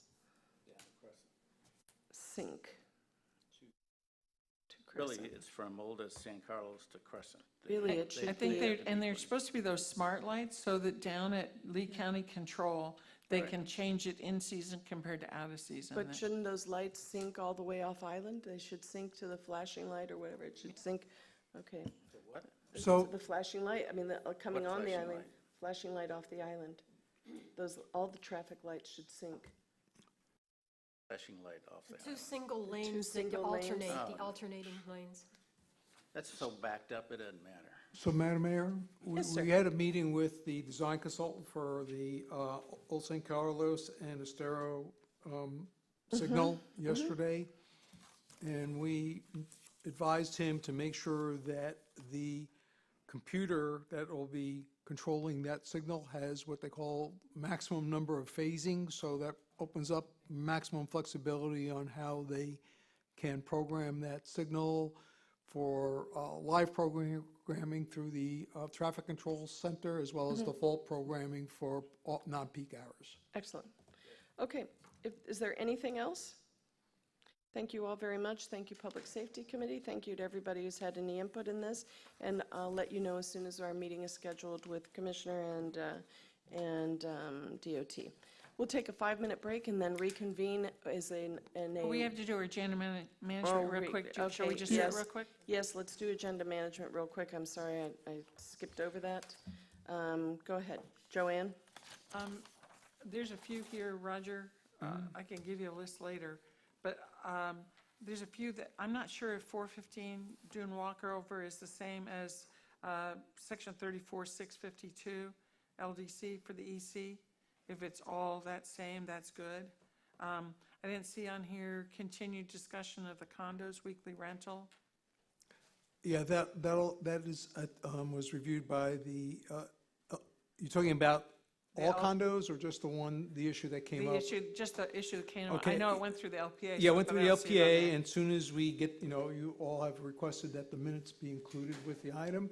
Oh, I If see. you, You know what I see, it's 417. right, Okay. if you want to instruct the staff to proceed even without the minutes, we'll get that on the next agenda. That's your choice. Okay, and Hold on, Joanne. I'd like to add a further discussion of short-term rental use in general. There is so much confusion now. I even think we need, a comment was made to me the other day about creating a chart about opt-in, opt-out. What does weekly rental mean? What does monthly rental mean? I mean, you can have a monthly rental and rent that monthly rental for 21 days, but you can't have a weekly rental and rent it for 5 days. It's inconsistent. I don't think it is, because you're taking away from the hotels and motels. The hotels and motels rent 1, 2, 3, 4 days. I We was going to shouldn't bring get this into up, that. but this Yeah. is agenda management. yeah. Let's save that for a future discussion. I'd like to put it on agenda Yes, management to yes, discuss. yes. Okay, very good. Okay, And and so then Bruce agrees as well. Rexanne, Yes. were you going to do special events? Because I don't We are- see it on We are here. working on it. Okay. And then murals, I don't know if that's moved along. We had several things that went through the LPA Town Council meeting. There were murals, mud, building height and massing, administrative setbacks, variances, and then drainage and landfill. I don't know that we have those reports yet from the LPA.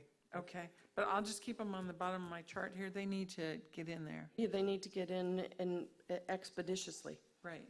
So, okay? that's it for me. Thank you. Roxanne? Nothing at this time. I'll discuss with Roger. Okay. Bruce, anything? Strategic plan review. Comp plan review.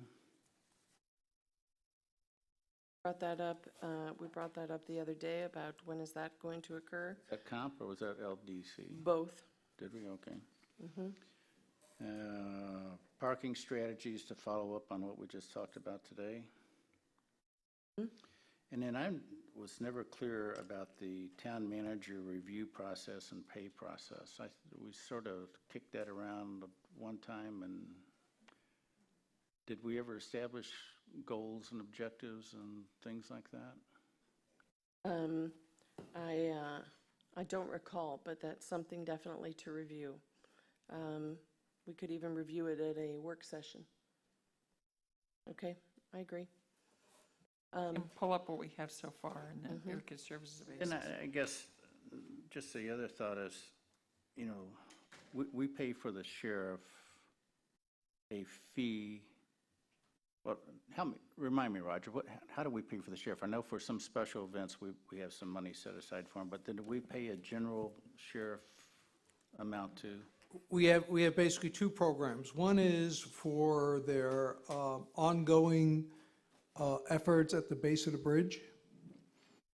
And then we also have an amount of money for special events. So we have two pots of money that we pay them. One is we agree to the coverage at the base of the bridge is a one-shot deal for the entire season. And then the other one is on an as-needed basis, for example, New Year's Eve, 4th of July, other events. Yeah, okay. So when they're hanging out at the 7-Eleven down there across from the Lani Kai, that's just on their budget? That's their general patrol. I believe that's their general day-to-day localized patrol that the town pays for through our countywide taxes. All right, thank you. That's all. Okay. I am going to just tell you that the FMB Board of Realtors meeting, neither the Vice Mayor or I will be in attendance on that November 7th meeting, Schedule. and we need to reschedule the Realtors. Do you want to try and reschedule the entire meeting, or do you want to reschedule just the Realtors and still leave on? The only two things we've got on that work session are lighting study and native trees. If we don't have a mayor or a vice mayor, it seems like we Goes to would. the Secretary of State or the Speaker of the House. We were debating on who that would be. I have my own opinions, but I'll keep them to myself. What I was going to say is it sounds like we need to reschedule. Yeah. Yes. Okay, thank you, we'll look at that. And I have nothing else. Madam Mayor? Yes, sir? Just for the record, the attachment that accompanied the county's email has been distributed to Oh, town yes, thank you. council. If there's no sort of group questions, if you have any questions about their report, we'll be glad to answer those individually for you. Thank you very much. Thank you. It's 10:54. We will adjourn this meeting and reconvene in 5 minutes with the Bay Oaks Recreation. Down Down there. Yeah, we'll reconvene. Could I Thank you. request they get a new microphone for Roger? It's been going on for months now that he Yeah, keeps having. we're going to change, we're changing the microphones out. Thank you for that, including that in the budget. I appreciate it. My fingertip is being worn out.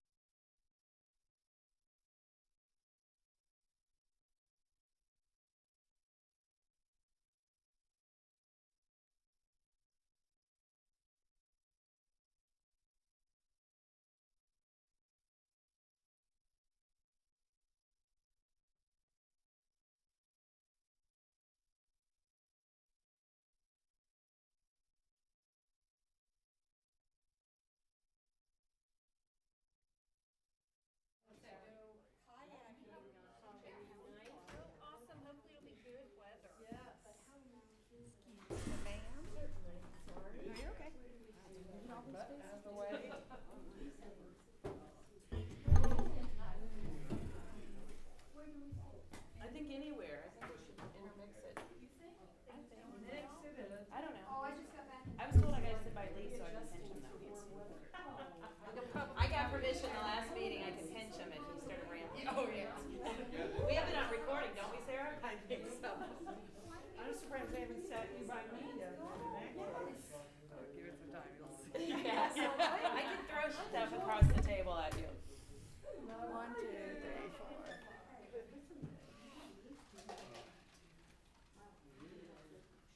Oh, somebody asked me.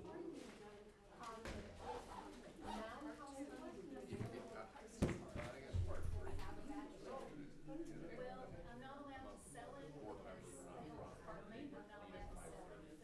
not allowed to sell it. Hey, Michelle, I could probably say. what is the first To the friends group. afternoon meeting? Do we have lunch? Pick a seat. With the RMA people? Oh, I'm not familiar with that schedule. You're not? Okay. Do we have lunch? It was awesome. Was it? I love that answer. You're sitting by me, Lee.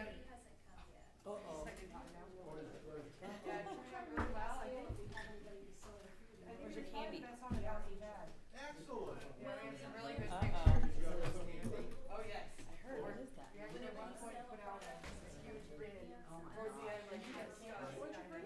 Moving along.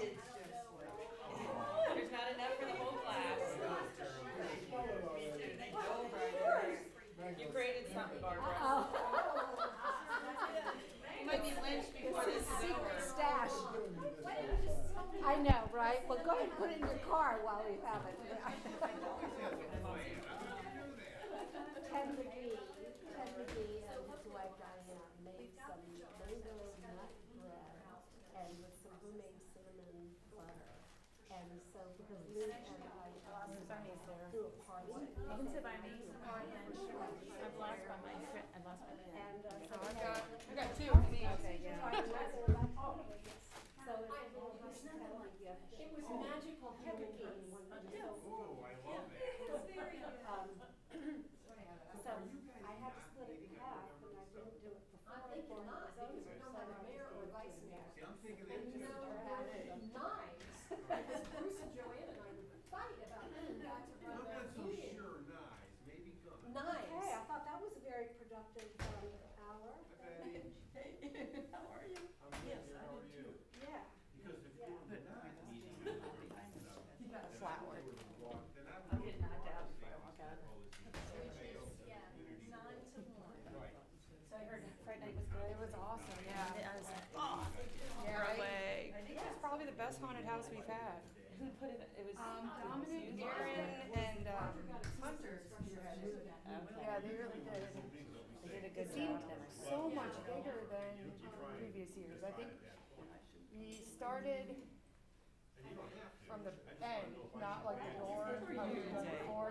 And we go in and then we immediately took a left. So rather than going into the old, auxiliary room, I don't know, maybe it's just a change of the path Or whatever. Well, I'm glad it. Yeah, the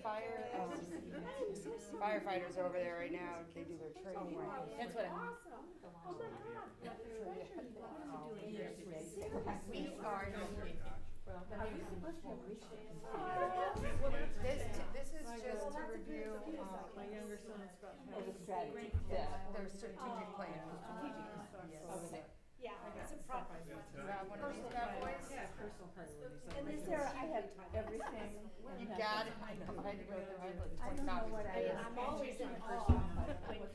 I can get some additional copies if you need.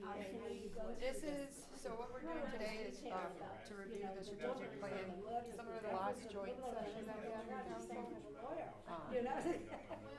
So we have like your information that you sent to Allison, we've got the survey in here from, Very I think this was about a year and a half ago. The colors of paint will be great. Yes. And then you remember this lovely document. Yeah, it's good for you.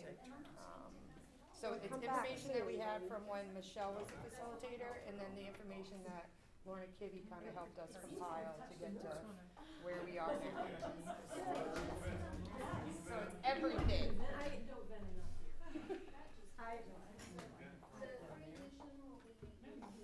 Do you need a copy of this? Yeah? Here, I can grab you. Oh my God. Yeah, let me grab, it would take me 2 hours. No, here, I'll grab, there's a few in here for you. Yes, are you coming to the 14th? You betcha. I've got an RSVP when I go home today. Oh, good. Yes, I've got it on my calendar. One I missed. Well, with the, Gary was fun. you know, the branding. Oh, with the branding. He's a fun So I take that back.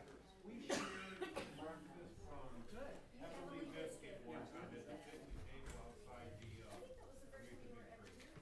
Could have been. But I thought it was important stuff. Right from the- And he did a good job because he brought that. Yeah, but those blue eyes. Hey, believe me, I didn't spend 10 years in college for nothing. Oh, it seemed like it for 7 of them. Got your calendar? So what were the highlights of your Yes, branding? I never. Well, Monday morning is town council, so let's not say that.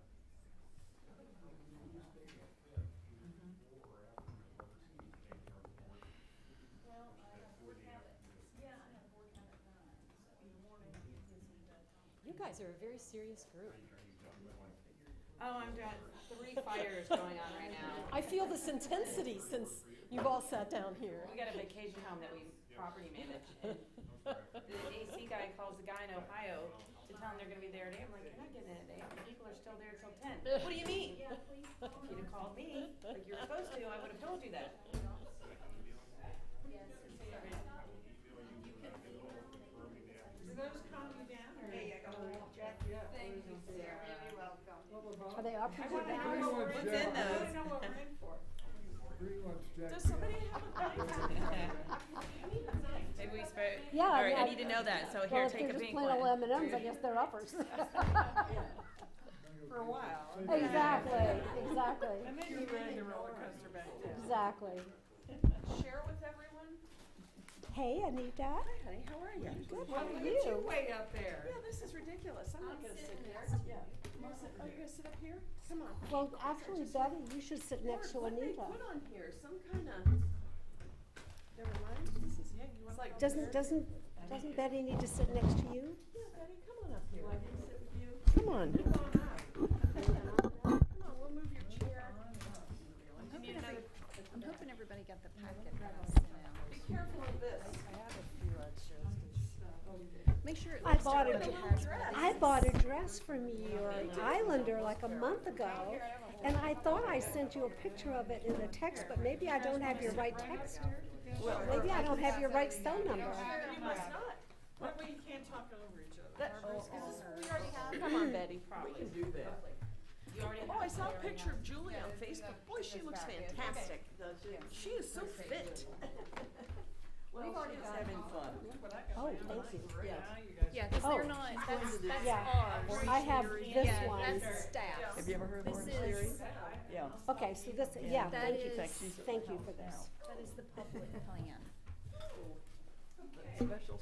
Barb, I don't know if you have this, we already have it, this is what's in our packet. Oh, thank you, no, I don't. All right, I appreciate it. our packet, I think they were passing it around, but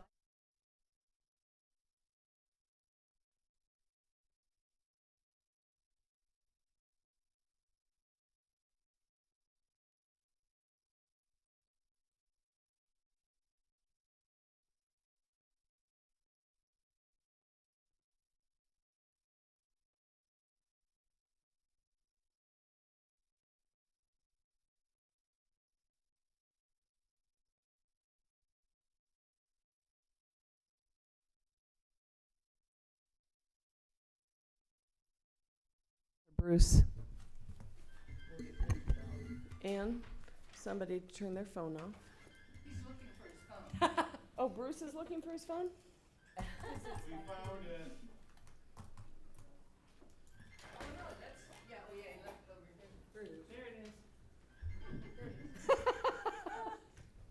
I'm glad I'm not the only one that does that. Okay. Amy, you ready? It's 11:05, and good morning, everyone. This is a regularly scheduled joint session with the Bay Oaks Recreational Campus Advisory Board, BORCAB. It's Tuesday, October 29th, 2019, and it's 11:05. So, Thanks for waiting for us, right? You made yeah, it that's so right. late. Thanks for Sorry waiting about for it. us. So if we could first, everybody please remember to speak into the microphones. If we could just go around the table. I will tell you that Dan Allers has an excused absence. Unfortunately, he wasn't able to be here, and he sends his regrets. Betty? Betty Simpson. Barbara Hill. Joanne Champ. Roxanne Hossafras. Bruce Butcher.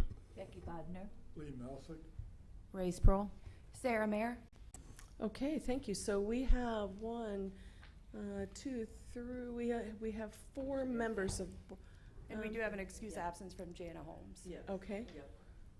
Okay, so we've got 5 members here. Good. Yep, you're good to go. So Betty, I'll just turn this over to you and you can start. Uh-oh. Or, you know what, maybe Allison, I'm going to turn this over to you and you could start the discussion.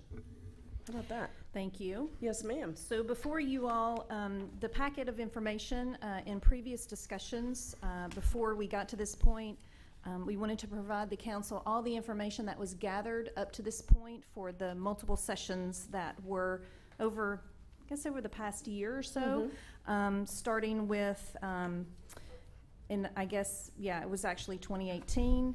Probably up to date. So a lot of this is background information. We brought Lorna Kibbe in, who you all are familiar with, to take the information that was previously gathered, and then we had some work sessions with BORCAB to be able to come up with what you see is the beginning of the packet, which is the action plan, and that is the 3-page action plan for the Bay Oaks Recreational Campus. And if you have any information or you want to add or any questions, I would be glad to, and as BORCAB as well, to be able to answer those. Our goal, of course, is like with Newton Beach Park and Mound House, is to be able to vet this and to get on the road to be able to get a resolution and get this approved so we can get to work on the improvements that are being recommended to you today. Okay. Yes, sir. I just want to thank the, not only the committee and members of the community who participated in the strategic planning process, but the members of the council as well who came to, many of you came to the meeting and attended and participated, so thank you. Indeed. Okay. Sarah, you have anything to add? I don't, the only item, the survey that you see here, it was sent to a select demographic. Are you talking about the EITA survey?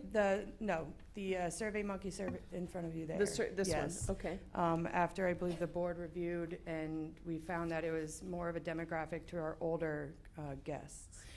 As you see in there, it shows that certain programming wasn't as popular as, say, senior programming and things like that, and that we've continued further surveys that have shown that the youth program is something of importance.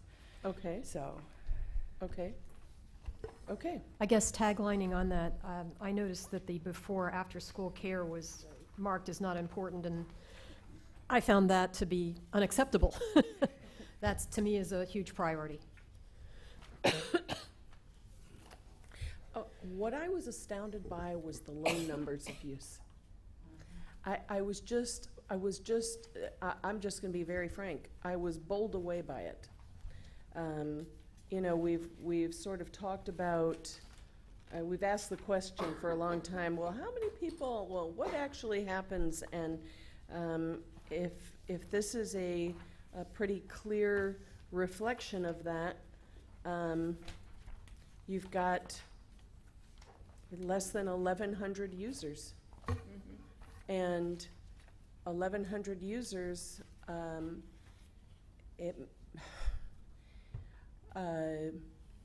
if I was looking, if Bay Oaks was a business of mine, I would be looking to make it something else, because it is obviously not serving a substantial enough portion of our community, and I guess that's that concerns me. And Are you equating members with users? Yeah, I think you gotta look. Race Pro, I think you have to look at the actual numbers that are being done going in and out of the facility, which we get those as a BORCAB, but, you know, during season, there's a lot of people coming in. You know, pickleball alone brings in how many people a month? A lot. So I think you gotta look at members, you have to look at the usage during the year, I think is a better look at what the facility's being used for. But also, I think that just because you're a member doesn't mean you're necessarily a user. of course. Right. And to your point, Anita, I think it's lower than 1,000, would be my guess. It's vastly underutilized, I think. I was not here or wasn't aware of how it ever became Bay Oaks Recreational Campus, but I feel there's another community I was researching, and they have the thing they call the gathering place. And to me, I look at Bay Oaks that it's so underutilized because it's not the gathering place that it could be. And, you know, you look at an aerial view of it, it's actually bayfront. I know it's all mangroves, and mangroves are protected, and Lee County owns that. But what you have is a massive piece of property that's actually waterfront on an island that could serve so many purposes as the gathering place. You've got, and if you think of it as included with the heart of the island, you know, you've got the history of the island is there. All the children of our island, the future of our island, are educated and taken care of there every day. Matanzas Pass Preserve is there. You know, the library is right by there, the pool is right by there, there's athletic facilities there. But to me, the potential of it as a gathering place, it bothers me that we think of it as Bay Oaks Recreational Center, because it makes me not want to bother to go, because like I walk the beach, I swim in the pool, I don't, it makes me feel like I don't need to go there. And I will say this, and maybe I'm going to offend some when I say this, but I feel like there's things that could go on that piece of property that don't happen because the businesses want the events down at Times Square. I feel like Bay Oaks could be used for a lot more community gathering if we worried more about gathering people there than whether it's going to sell some beer or wine down in a restaurant at But Times do you Square. remember the conversation about the baseball fields? And I asked those questions specifically because that's a biggie. Right. If you've got a substantial square footage on that property that you can't go on, Right. it's the same sort of argument, you know, so. And I don't know, you know, realistically, if you size it down to baseball field instead of baseball fields and you do other things, I'm just saying philosophically, I look at its underuse and it's astounding and sad to me, and I see that there's huge potential there in that whole area as the gathering place of the community, and a focus toward the waterfront. In some way, perhaps, we could mitigate some opening to the waterfront there too. So that's just how I feel. I love it. As a counselor, I would support it. As a resident, I support use of my tax dollars to support it. I think it's critical. The one time, a couple times that my husband and I have gone and watched some of the kid activities, it's the one time that I felt like we were really a full community. Like, I don't normally see kids, you know, I'm old. I got my grandkids when they come to visit. But when I went there and I saw the parents and the kids working together, I felt, oh gosh, I live in a real whole community. This isn't just like God's waiting room. This is like the whole community. And I feel sad that there's not more of a feeling of that, the potential. So that's what I would love to see, just as an individual. Well, I think that we're fortunate to be here this morning, because we had just had a meeting with the branding, and we were talking about Bay Oaks and, of course, Newton and CellCab, or Mound House. So we were talking about this very same thing. However, you want to remember what we're dealing with is a 35-year-old facility. And I think that that is what has to kind of bring us up to date. I think it's really important when we start talking about, and all these things kind of go together. Each of these meetings will eventually blend together, but we all bring something else to the table. And I just think that the point that this was brought up at our last joint meeting, and I kind of laid on Lee Melsick a little bit, because he was the one that, in sitting in our meetings, he said, this facility has outgrown itself. It's obsolete. And it really has. So I don't mean to repeat something that we have gone over before, but I think it's vital that we know why we have to be here. And for us to have this opportunity to be able to review what we had already done. I mean, my goodness, this strategic plan is something that we've worked on for a couple of years, and thanks to Lorna Kibbe, she has kind of brought us up tight on it and has given us the bottom line, I feel, of things that we can be talking about here. So when we talk about the usage, that we aren't really doing it to its full capacity, nobody realizes that more than this committee does. And we have been concerned about it, but we see this as an opportunity now that we have. And with the branding and with our new entrance I was just disappointed that our meeting went so fast this morning, and I felt like there was still some more that we could draw out of that, and I think that that will continue. Their job is quite expansive, so I just am thankful that we are here and that we can talk about this. I'm not sure where we want to go. Allison, what are you At hoping the- to get out of this today? So just like Mound House and Newton Beach Park, the 2-page, actually it's 3-page strategic action plan to go through there and to see about getting some feedback from the committee and the council, because just like the other two and just like the one the town has, then we would set goals and objectives, and then we would be able to move forward on which items are approved. So the goal for me today, and I think BORCAB as well, is to get that direction on these strategies that you see before you, to see how you all feel, and to vet these to see if we could move forward with this, because we're really excited to be at this point, and we would like to get direction and approval in order to move forward for this. Okay. Yes, sir? Just to follow on what Allison is saying.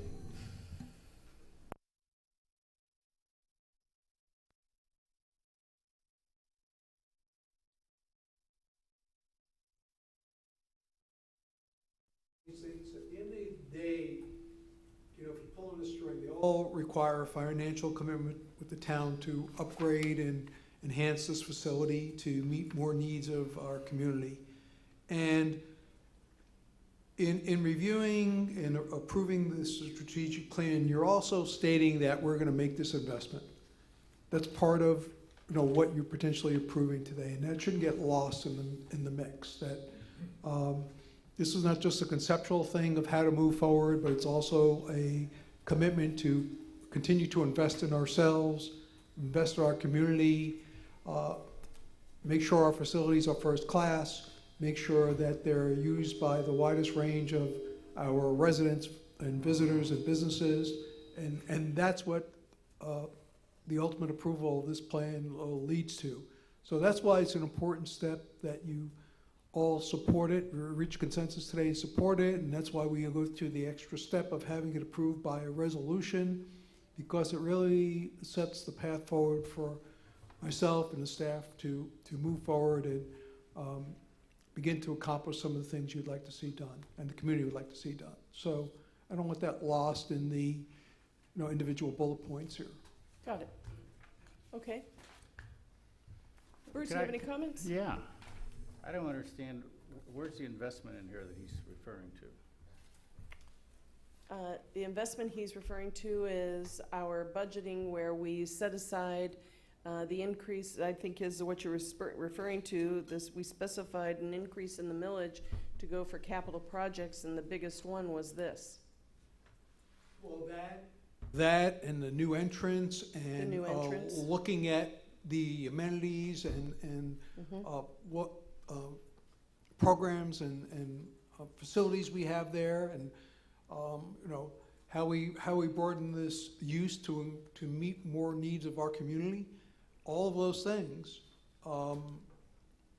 take investment, versus perhaps the typical government thing is, use the building till it dies and then use it another 10 years.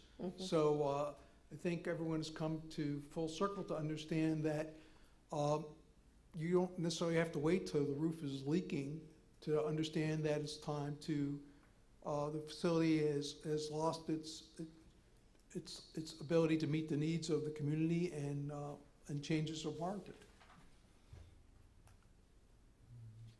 Again, when I look at this strategy, I don't see anything in here that suggests a big capital spend. No, because to me, these strategies are talking about, they're focused on what we have now. And not what it could be. So it's sort of like saying, it's G. Seek direction from town council to initiate project management plan for campus upgrades or complete reconfiguration.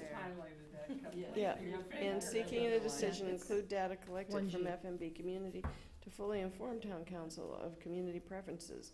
Okay, We're seeking direction. well, I think the direction was pretty clear at our last meeting, but go ahead, Rexanne. I just had a couple of specific things that I wanted to mention. I think we had discussed in the past some confusion about who owns what out there. And I don't know that that's ever been settled. Has it been? I don't believe it has. I've never seen it, and I would like to, at this point, make a specific request to the town attorney that we are presented with a map, with a report that says, this is what we own and this is what we don't. To me, we got to know that before we can do anything else. We have that strategy That 1C too, and that's critical. That's what, This is the caveat that I have been talking about for 2 years, Indeed. okay? I've been corrected, not everybody agrees with this. But yes, Rexanne is right. I was through this in early 2000s with the Historic Society. Who are we dealing with to get more property for the second cottage? I've been there.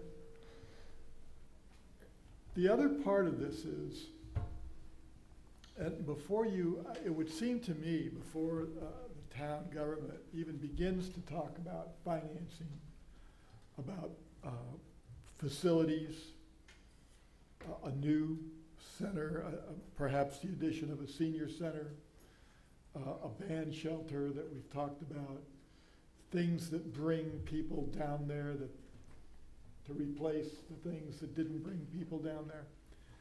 Before you talk about all that or start committing any money, is the idea, the thought of leases. You have a very small piece of property there.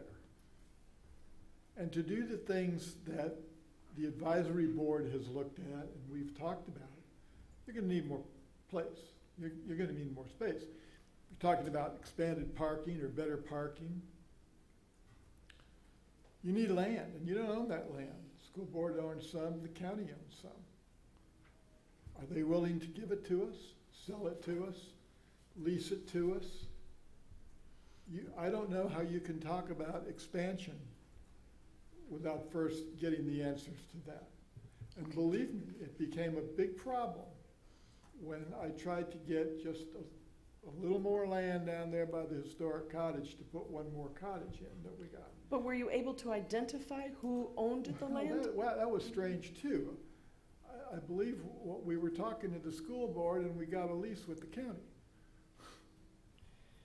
Okay. So, and then when they were talking recently about bringing in Katie Hepburn's cottage from Boca Grande, the conversation started over again with the county, and I was never sure who they were what piece of land they were talking about as to ownership.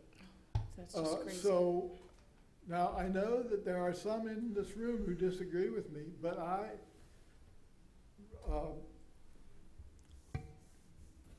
the last I heard was that there was going to be a survey done, that the county and the school board were going to do a survey.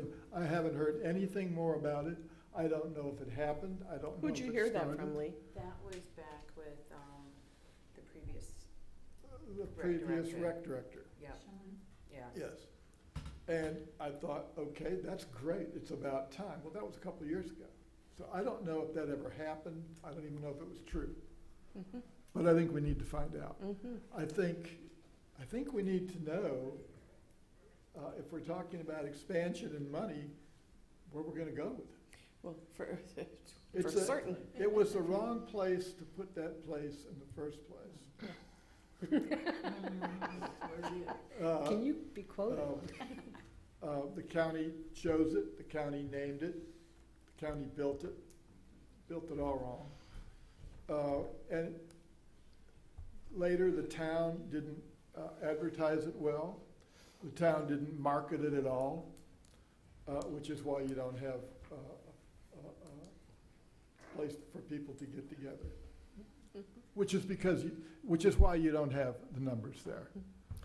So I thought we had made this clear at the last joint session that we had with BORCAB.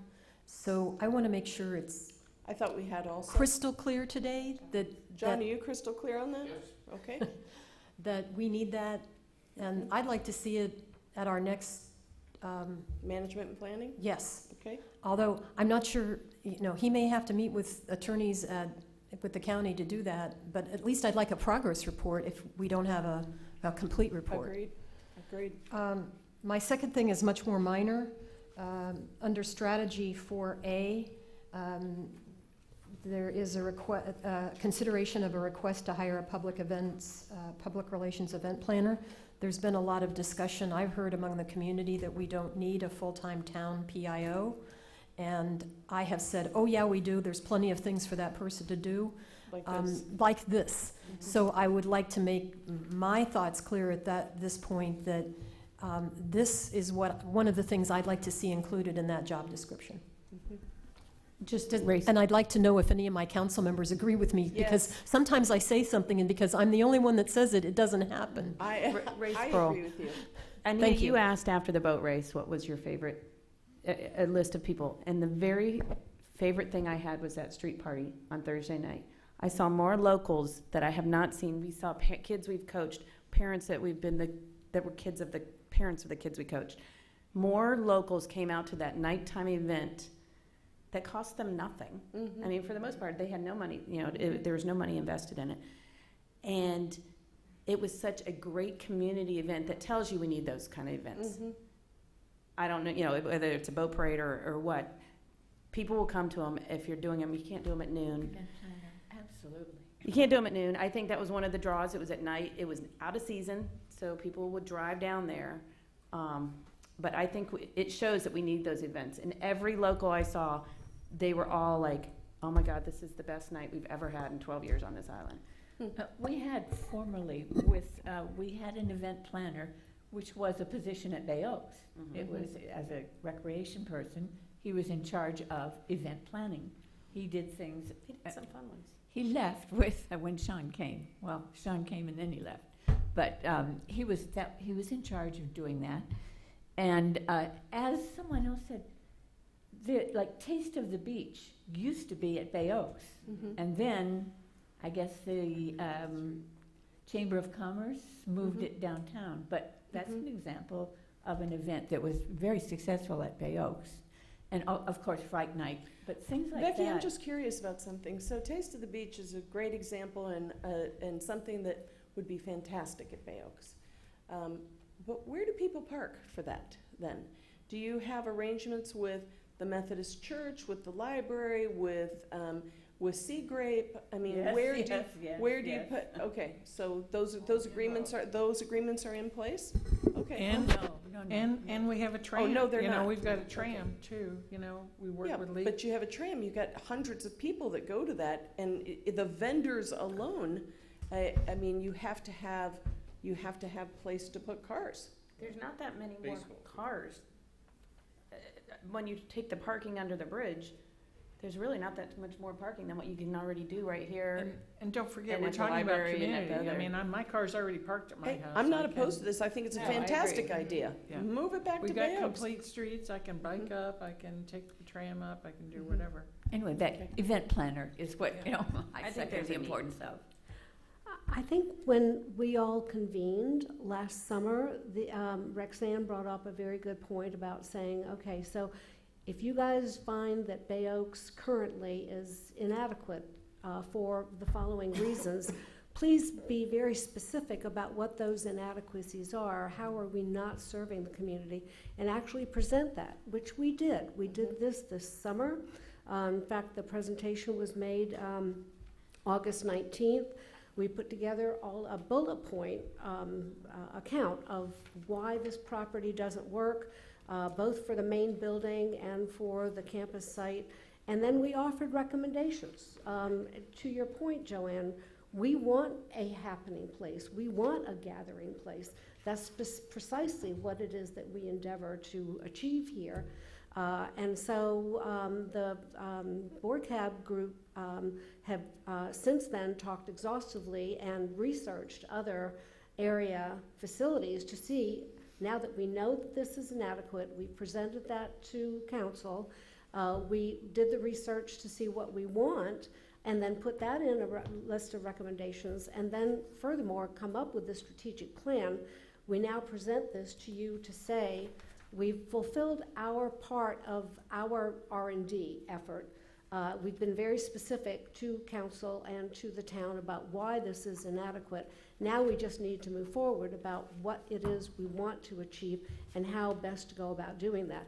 And to Bruce's point about where is the capital improvement investment question in the strategic plan, we can't come up with the answer for that until we know what kind of facility we can bring to the table. And again, to Lee's point about researching what property is ours to change, and maybe interlocal agreements with the county to expand that property.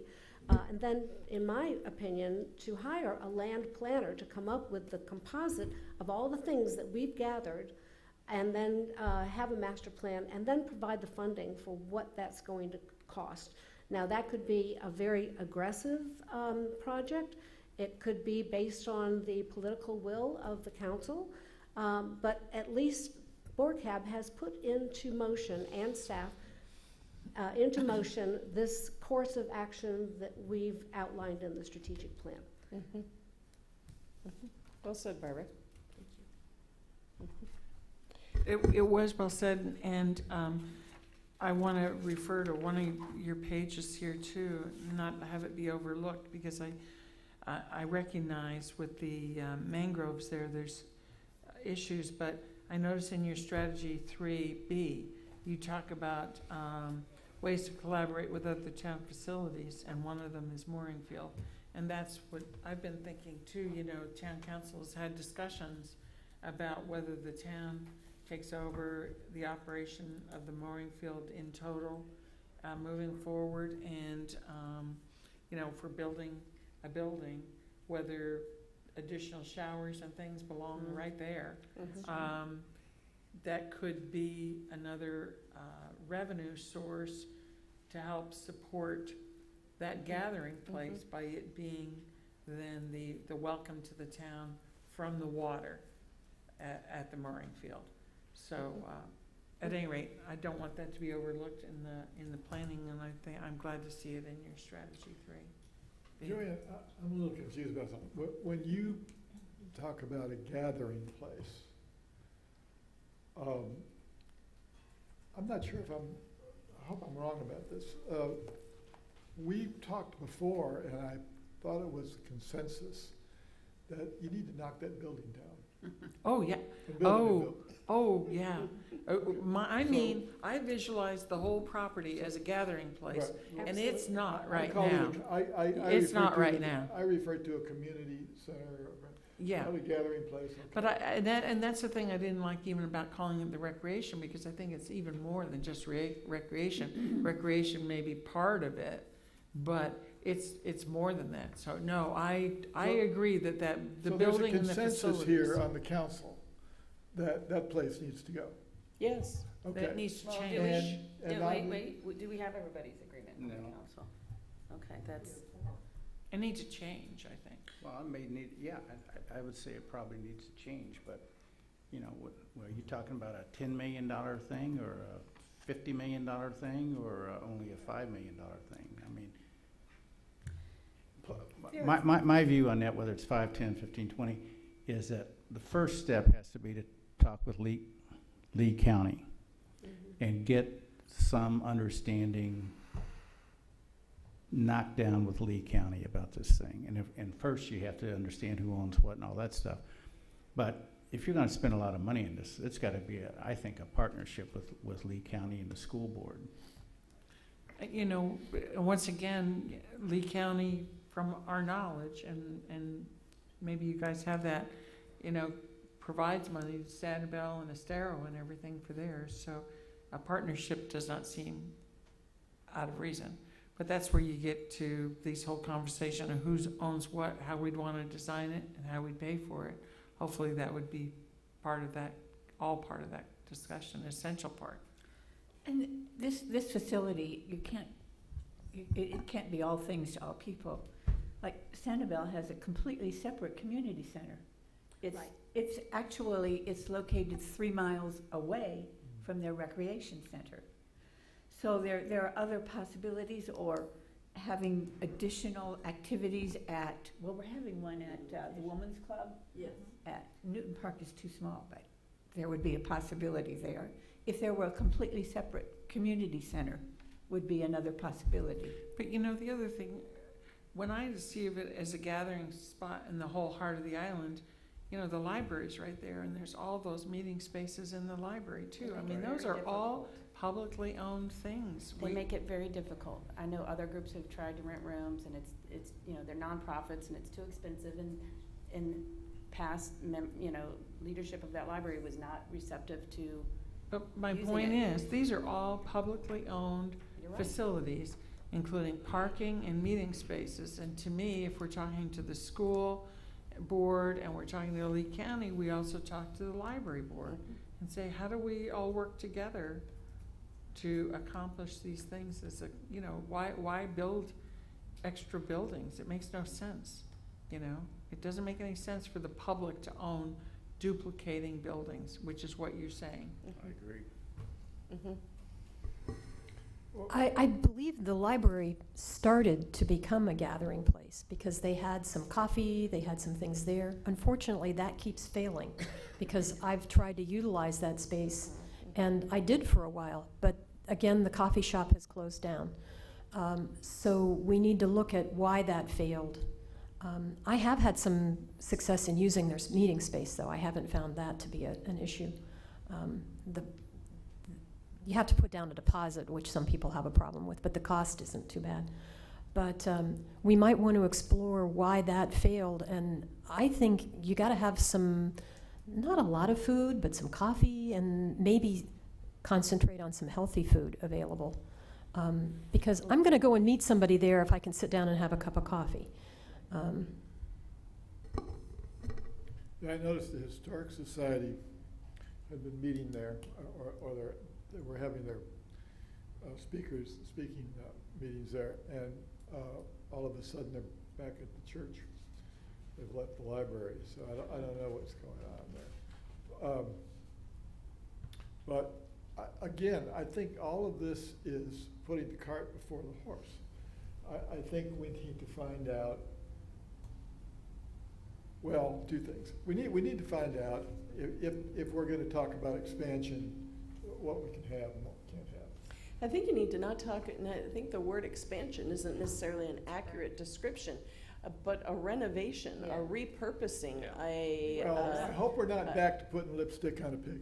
No way. I hope we're not there. I think the consensus Then what is the, maybe I'm not missing what you're saying, but what is the alternative? Knock down the building and build something else? Or I'm missing something here. Well, I think once we have information about what it is we own, we need to have a sit down with county officials and say, okay, we want to do something here. Are you going to be a part of this or not? And how are you willing to be a part of it? And that's got to happen through a meeting between the town council and the county.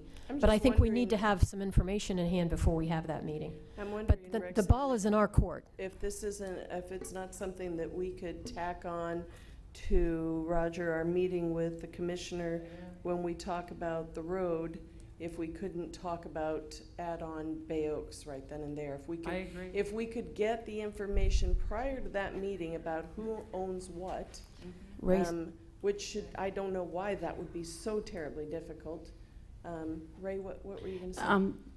I'm always the type, though, you beware what you ask for, and once you bring in other people, you give them controls. And are you prepared to? They already have control. They can't come into our facility and say, hey, we want to have this. They have to rent it. They have to do it. They have no interest in doing that either. They have. They've rented it for different events, and they would possibly, if we build this beautiful new facility, they may want to try and have more control. Just, I'm always the type, beware who you go into business with. And once you start taking money, once you start taking money, that gives them a vote in what gets done. And if you don't want to give up that, I'm not saying we should or shouldn't, just, you gotta I keep that in the back of understand your what you're head. saying, but I think it's an interesting money conversation, because what we're talking about is everything that belongs to the people. County, we're right. talking the county, the school, the library, Bay Oaks. It's all That public. belongs to everybody.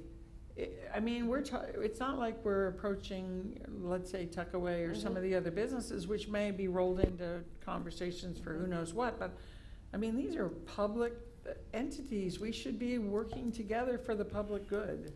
So, Yeah, you're right, Joanne.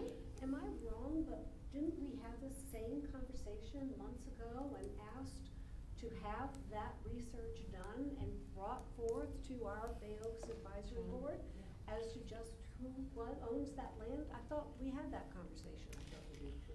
It seems like several people think Somebody that we was have, supposed to so. Well, we also talked about an interlocal agreement. If I may, I can't speak to, you know, if the BORCAB asked for that, never got forwarded to Well, me, you but know now. We now, I know now, and I can answer the question. While you all were discussing, I took the opportunity to very quickly look on the Lee County Property Appraiser's website, and what is commonly known as the, you know, Bay Oaks campus for lack of town, school board, and the county. Yeah, we know that, but what? And two little portions, which are very odd. There are two little slices on one of the fields that is owned by the county, and that's the only county ownership, and the rest is divided between the town and the school board. Okay, so what would you recommend if we were to look at total property that would be conceivable for renovation?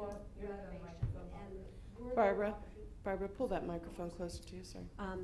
What would be your recommendation as to moving forward with specifically doing interlocal agreements with the county and the school board for utilizing that space for the better good of the community? It has been my experience so far, particularly with respect to Lee County, and with dealing with interlocal agreements, is the county is going to want a specific proposal.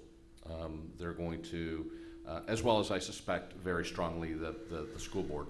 It's not just simply we want an interlocal in order to be able to use your facilities or your land. It's going to, they're going to require more detail than that. So, you know, I'm not suggesting that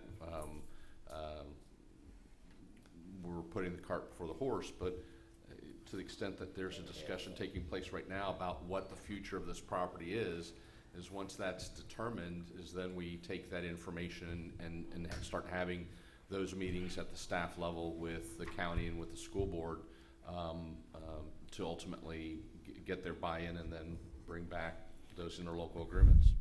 Maybe the first step would be, it sounds funny, the first step, if we could go to the county and the school board and say, we would like this land, give us the land. You're right. Well, the school board property actually has physical structures on it, so you know, Yeah, well, there's some well, empty. we don't want that Well, part. No, you they can- own part of the ball field. It's the ball field is the ball field question. is probably where we're. That's the part we want. And I'll be honest, the part that's the big open field behind, So that rarely gets used at all. I know there's a playground that is used by the school, and I'm sure we can incorporate that if we get to redesign the whole property. Exactly. But that big piece of land, that's a great spot for ball fields. I mean, that's, I think, critical to it. You all have, I see a map being passed around. I think probably the It's the geo map. The starting point is to give everyone the same piece of information so everyone can see who owns what. Michelle can put it up there real quick, by the way, just, I know everybody. I would caution everybody about this map if it comes from LIPA, because I haven't found their boundaries to be terribly accurate. accurate. That was, I don't necessarily disagree. Flip it. And I have a question, because I've been in the school a couple times, but I'm trying to remember, what kind of gymnasium does the school have? a cafeteria. They have a stage. Right. Cafeteria. I They- don't think they have a But- gym. But They my currently point don't is- have They a utilize gymnasium. Bay Oaks. They utilize Bay Oaks, the first semester, they bring their PE class over, just when it's too hot and whatnot. So to me, there's a foot in the door to say, all right, so if we want some gymnasium, you know, of all the things we want to do there, part of it might be a gymnasium, why wouldn't it be over by the school? So it becomes something that the school uses too. You have to be careful with security. Right. That's the other thing, once you allow kids to come in during school days, that limits who can be in the building nowadays. Sure. So you have to. So you lock off you some gotta be stuff. yeah. I'm just trying to think of ways So that let's you also cooperate look at the amongst. future of the school. How many children are in that school right now? Less than 100. Less than 100. And they're not all Anita, residents. think either. about it though, and you gotta think ahead, we've got a big resort that's bringing in a lot more families that could use that school. So why we may not need it right now, It's bringing in families that could use that school because they will be working there. working on this island. Correct, which, okay, but there's that outside impact. Absolutely. So, okay, we're gonna have a school on this island that basically is for people who work here to send their children to. Sanibel's the same way. Sanibel, but yes, to Yeah, a lesser yes, degree. yes. To a much lesser degree. And so if you have that dynamic, I'm curious, how many children do we have playing baseball every year? I did ask, Orlandini's wife. I can't think. My point is, it's. I think it's like right now, she said it's about a 60 to 100. We've had it up to some years, we had 30 T-ballers. And then we've had some years there were 7 T-ballers. So it just fluctuates on the island. We'll have 120 kids.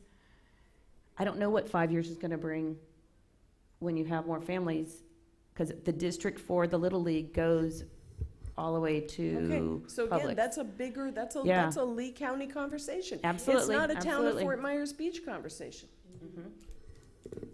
Going back to what you suggested about incorporating with the other meeting with the commissioner, I don't think that's a good idea because I think it's crucial to have the school board present. So it needs to be Okay. a separate meeting with all three of the parties involved. If I may. Yes. Okay, so,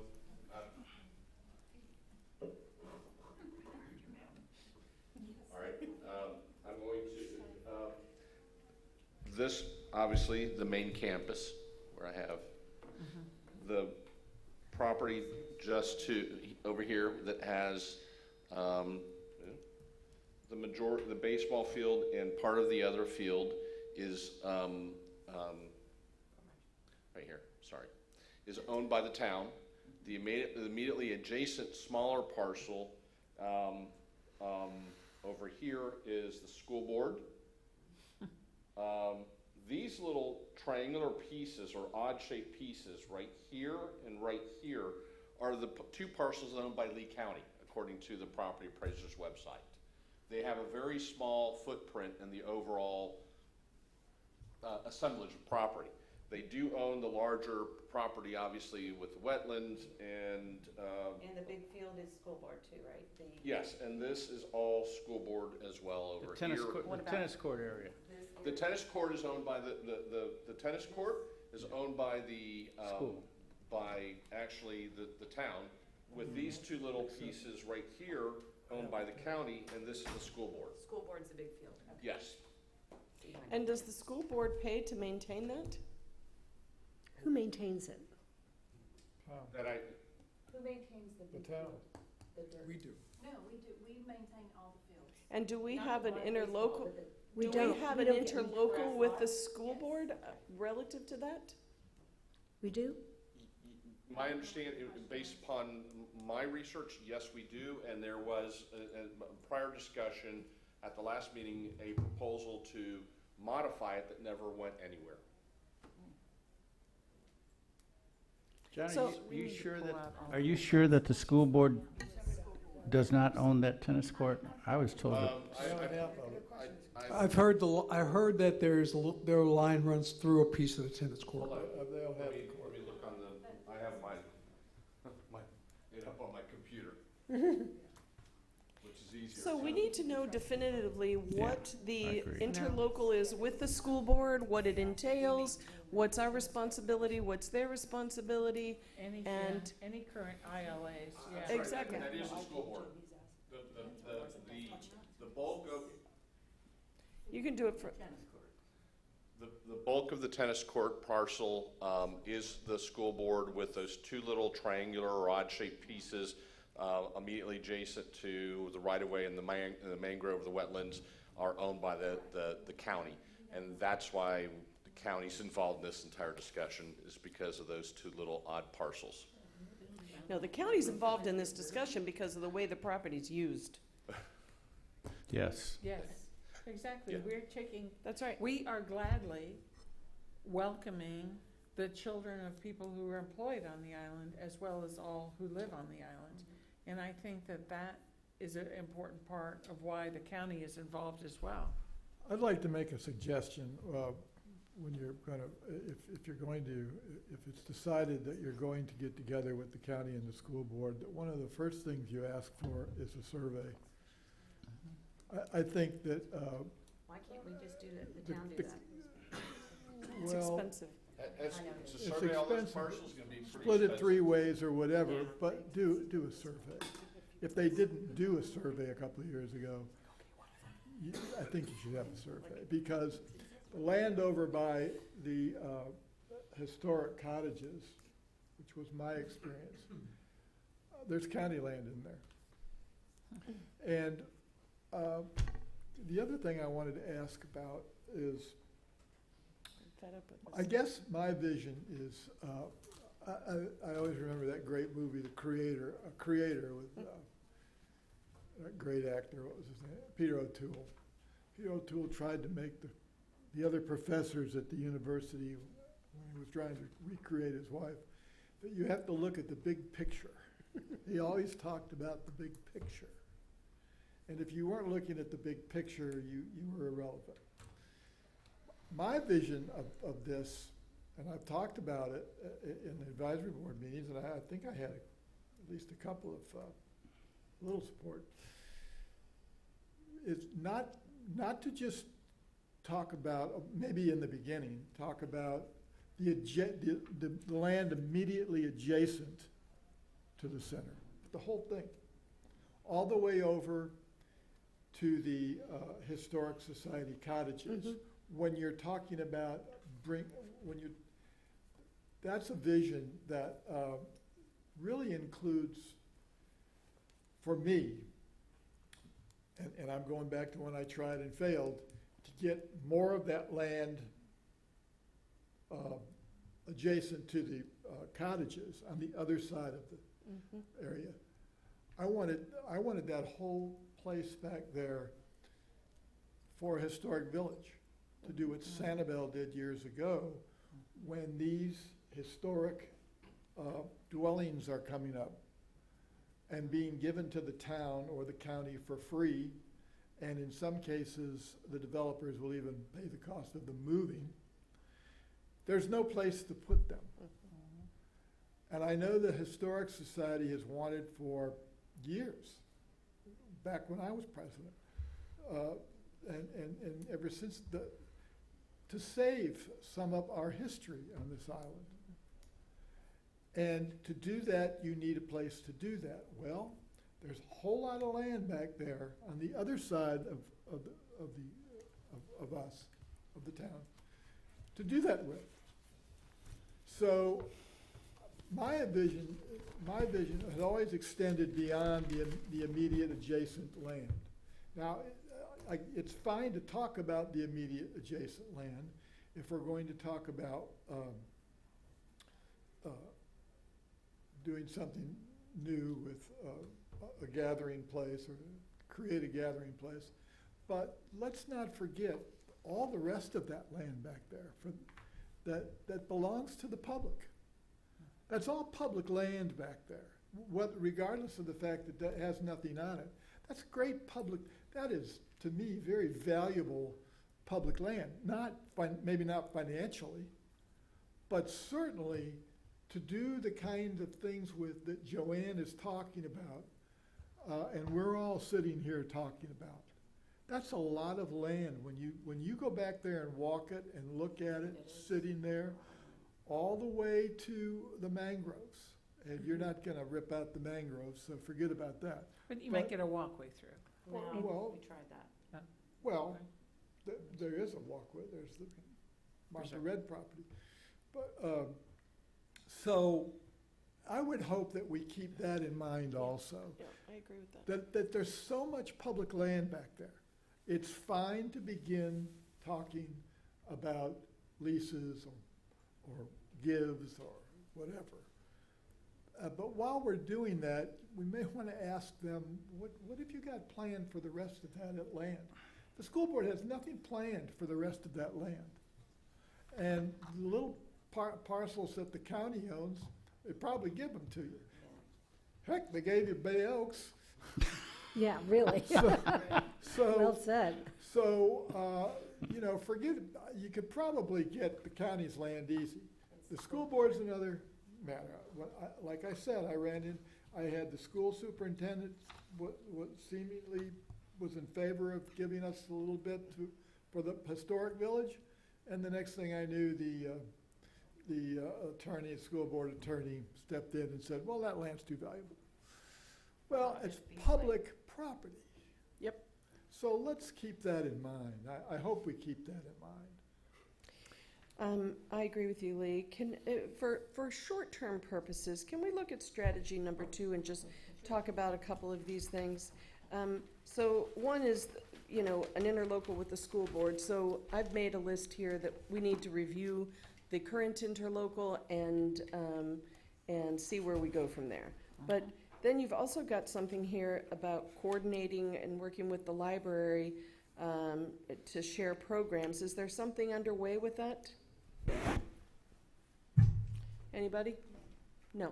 Okay. We haven't approved this plan yet. Exactly. Okay. So you want us to tell you whether or not we think that's a good idea? Yes. Well, sure, of course it is. Okay. Yep. Don't you think, doesn't everybody think that's a good idea? I Okay. like everything about this, so. You like And what everything. about the, There's one change I'd make in the mission, that's all, yeah. In the mission. Oh.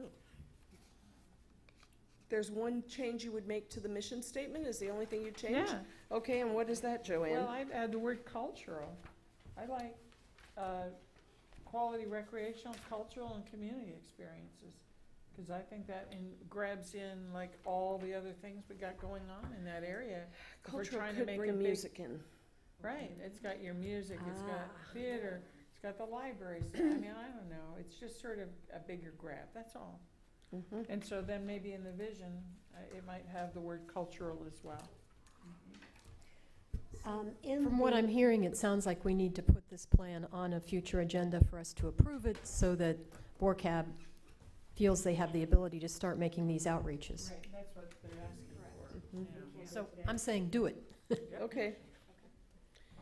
Can we just talk for a moment, though, about the new property that we have and the entrance? Because Joanne and I have different ideas on this, or at least I think we do, from part of a discussion. I made a terrible assumption, evidently, that the acquisition of the property by the town, there we're in front of the pool, essentially, you all know what I'm talking about. I thought that would be an entrance where there would be signage and people would turn off of Estero Boulevard and go into Bay Oaks. We discussed this, my personal opinion, I think it was several on the board. Initially, that's everybody's thought. Yes. But then you also have to think, there's 2 more entrances less than a block away. That nobody uses. Nobody uses because they don't know it's there. So it's all about the branding, and using that piece of land still can be used.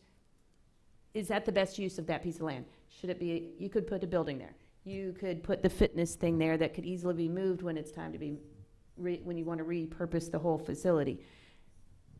You can put signage there, you can put a walkway there. There's a lot you can do with it.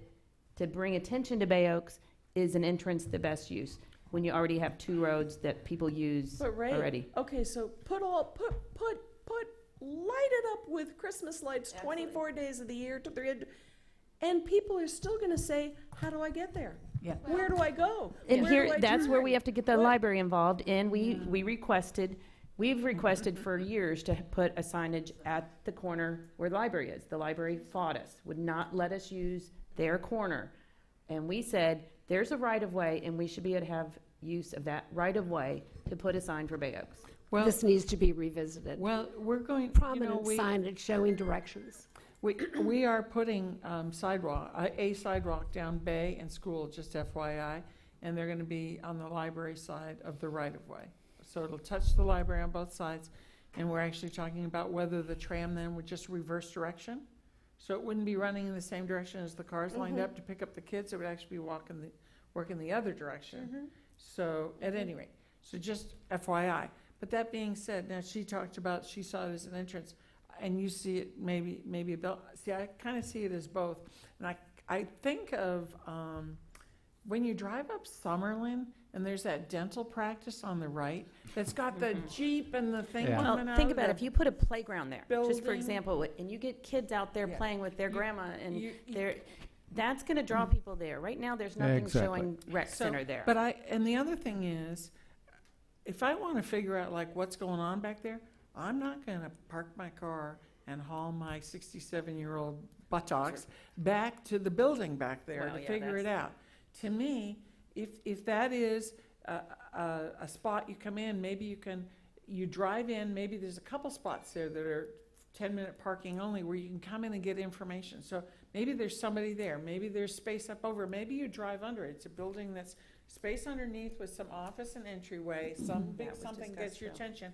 And upstairs, there's some usable meeting space. Maybe that's the spot that seniors can actually drop off and have an elevator up to the second story. I don't know, I'm just, but I'm saying, Don't limit it to I an see, entrance only. I see a big use. I think it can be a lot of things, but I think you need some presence right up front that lets everybody know what the heck's back there. The other streets are streets. They also serve the library driveway, they serve a bed and breakfast, they serve Sea Grape Plaza. But it They aren't also the creates your entrance per se. gathering space that you want. If you incorporate it Yes. with the heart of the island, Yes. those should be your entrances into the heart of the island neighborhood. Do we need a third? That's my only concern. If you can make that your corridors, that's gonna bring people back to Bay Oaks anyway. When you were having this conversation about the library not giving permission, why was that even a conversation if in fact that is town right of way? We were, at the time, and I don't know how big the right-of-way is, we wanted to incorporate in their signage on the corner, we were thinking Bay Oaks, the school, and the library, all in one monument sign. And we were shut down from minute one. And Okay, I've but got now I some, think- I've got some information from having worked at the library at the time. The library wanted to do an entirely different landscaping than they were allowed to do. So there was some hostility with the town, well-founded hostility. So Well, let's it's, move past all of this. well, but I'm explaining to her why Right. they Yeah, said yeah. no. I don't want the library portrayed as the evil genie here. So it's a new conversation today. Let's look at that So- land for great signage. If I would- we don't use this access, there will be no dedicated entrance to Bay Oaks, and we are right back where we started Talking from. about auto access? Yes, No. You're gonna, that's gonna be tragic to there Astoria has to Boulevard. be, there's no dedicated. Well, it's a waste of space. It's unutilized space. It's just for more cars, and you got another place to move a car. I like Ray's idea, playground, maybe a little Vita course there, a Well, bike there's- parking area, benches, some shade. There's also talk Come of on doing in. and I guess it's in the process of a fitness, like the extreme fitness kind of thing, but it's a surface thing. Cross track. Yeah, and, Or fit cross. depending on you could put both. I mean, there's a way of making it, if people are out there working out, guess what? People are gonna see it and they're gonna stop. You need something that's gonna And draw that people, a could entail playground. a But they're kiosk gonna too stop that where, informs Ray? you. Where are they gonna stop? But that's where your signage has to be at the corner. The people from the south end, they turn in typically by the Sea Grape Plaza. What's the name of it? On the other side of the library. Bay People Street. coming from the north Yeah. go turn before. So you have two. You do have two. We just have to I still label it. feel that it's a good idea to have an entrance there. And I'm not saying an entrance and an exit. you know, the idea is to get the people in. I said that exactly. I don't care to how they Roger. get out. It would only be an entrance. in An my mind. entrance and drop-off point, you still got plenty of room to do other things. So I don't think we should I think you have to look at the big picture. I don't think once- we get camped in either camp at this point. Yeah. Okay? Okay, so that's, I do not find either of those entrances inviting. There's something about turning off and then the parking lot's over here Right. and the But buildings then it over goes there. back to what Joanne said, make a building raised, make it a tunnel, but you make it a fun-looking building, and you've got a purpose that can be used for seniors or meeting center, and then. And people aren't going to know how to You get know, there. there's options. They still aren't going to know how to get there. So how wide is the lot? Everybody Anybody know on how our- wide the lot is? Anybody know how wide the lot is? no, but you know what? All I was trying to do was get some idea whether or not people thought it should be an entrance, or should it just be another space that is, What you need to do is come up with 5 different ideas, or Yep. 3 or 4 or 5. Roger and has several pass of them around and look at them. Yep. But you start out with some dimensions, because if that lot's 50 foot wide, and you're gonna have a walkway there for sure, right? even have And the that's 8 feet, and then you got 15 feet for a 1-lane highway. Boom, now I just blew out the lot, and I got nothing left except right, nothing. right, okay. Yes. So the design consultant's here tomorrow to Talk about this. talk about this. Great. So we'll ask him to do several looks. He has Yes, some, Bart? and I'm sure he'll wind up doing others. Good. Barbara? I'm going back to Lee's initial comment. We need to look at the big picture. That parcel should not be a topic of conversation with the design group until a land planner looks at the overall concept of what we intend to do for all of the Bay Oaks property. And then we can determine, based on recommendations that he will or she will provide, and what the costs will be, as to how that property should be used. So I think it's premature to have a design person look at that property as possible options until such time as we know what's happening with Bay Oaks. It's not to say that we can't utilize what Ray is talking about with, you know, putting in a walkway, putting in the circuit training to lure people to say, this is where Bay Oaks is. It's not to eliminate an opportunity to put in a gateway signage to say, this is where Bay Oaks is, if you wanted to walk through there. But until such time as we know what's going to happen to the big picture, everything else would be premature. I'm going to give a counter argument or discussion point. I'm not going to argue with you. You got too many degrees. The idea of putting in I'm going to call it a fitness course, whatever you want to call it, a little park for children that's up front as people can see it as they're driving down the street, as they're walking down the street. Well, let's go check that out. We'll come back. That's something that can be done rather inexpensively and can be done next month. Thank you. You don't have to wait for 3 years to go through all this rigmarole and get a land planner and say we're going to do buildings and stuff. Do it now. Get a quick hit. Get some awareness for Bay Oaks and put something in there that people can use. And it gets people pulled in there that they don't have to go all the way back to the back to see that little playground That they can't use half the time because you of know, school. Where do they Right. stop? Where do they stop and get out and go do the physical thing? Where do they put their car? They go to the parking lot at There's the a pool. parking lot. At the pool. Yeah, see, But I think my it's too concern is confusing. you're not wasting money You put a because you can move playground all there of and that. everybody's going to drive right by it because they don't know where to go to park. And we're going to have a sign at the library that tells them where to go, parking Bay Oaks. Well, the same way you say try something out cheaply, I think you can also do that with the idea think- of having an entrance. I think you can you'll have a get foot gravel traffic, road though, going in too. there and see if people use it. It could be a test. But it wastes valuable space to And bring time. people forward instead of having to go back to use something. Get it out there where people can use it. Why waste that space with pavement? Well, that doesn't do anything to tell people what's back there. Correct me if isn't I'm wrong, anything back but there. when the public was told why we're getting that lot, I believe it was said for signage. Am I not right about that? I was told entryway. Entryway. I was told it was Well, I know for one councilman wanted ingress a and road there egress. and another one didn't, but there was a lot of discussion about, seemed to me there was a lot of discussion about signage. It was going to be Yes. about signage. Yes. And now all of a sudden, it's not about signage.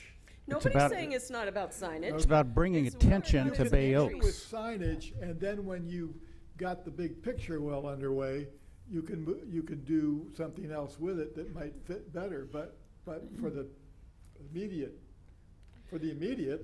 why don't we put signage up there and tell the people, look what we've got back here? Well, But how did clearly, they get there? Ray Sproul, my purpose of putting a playground there or something right there is, A, you can use the facility, the property right now. We don't know what the grand plan is gonna be. All of that equipment then can be moved at some point, so we're not wasting our dollars by a playground being put in a spot that it may get moved somewhere else.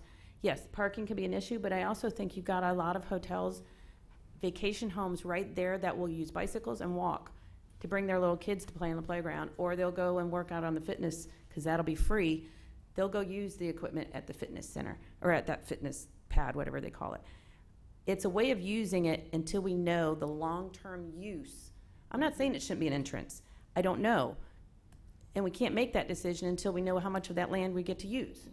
I'm just envisioning Eventually, 5 maybe. little kids swinging on Estero Boulevard. It makes It's no gotta be sense to me. fenced. It's gotta be fenced. You know, you go to any Okay. playground, they got a fence around it, so kids don't go running out. Swing.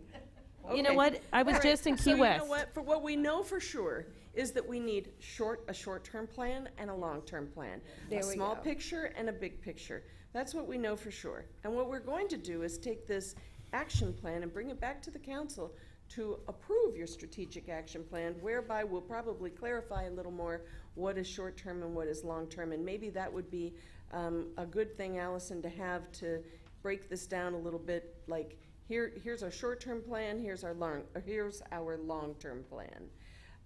There was one other thing that I just wanted to bring up. It's for short-term purposes. Probably one of the biggest complaints I get about Bay Oaks is from people who don't understand why there's a gate and why they can't drive back there by the gym or whatever and park and go in and work out.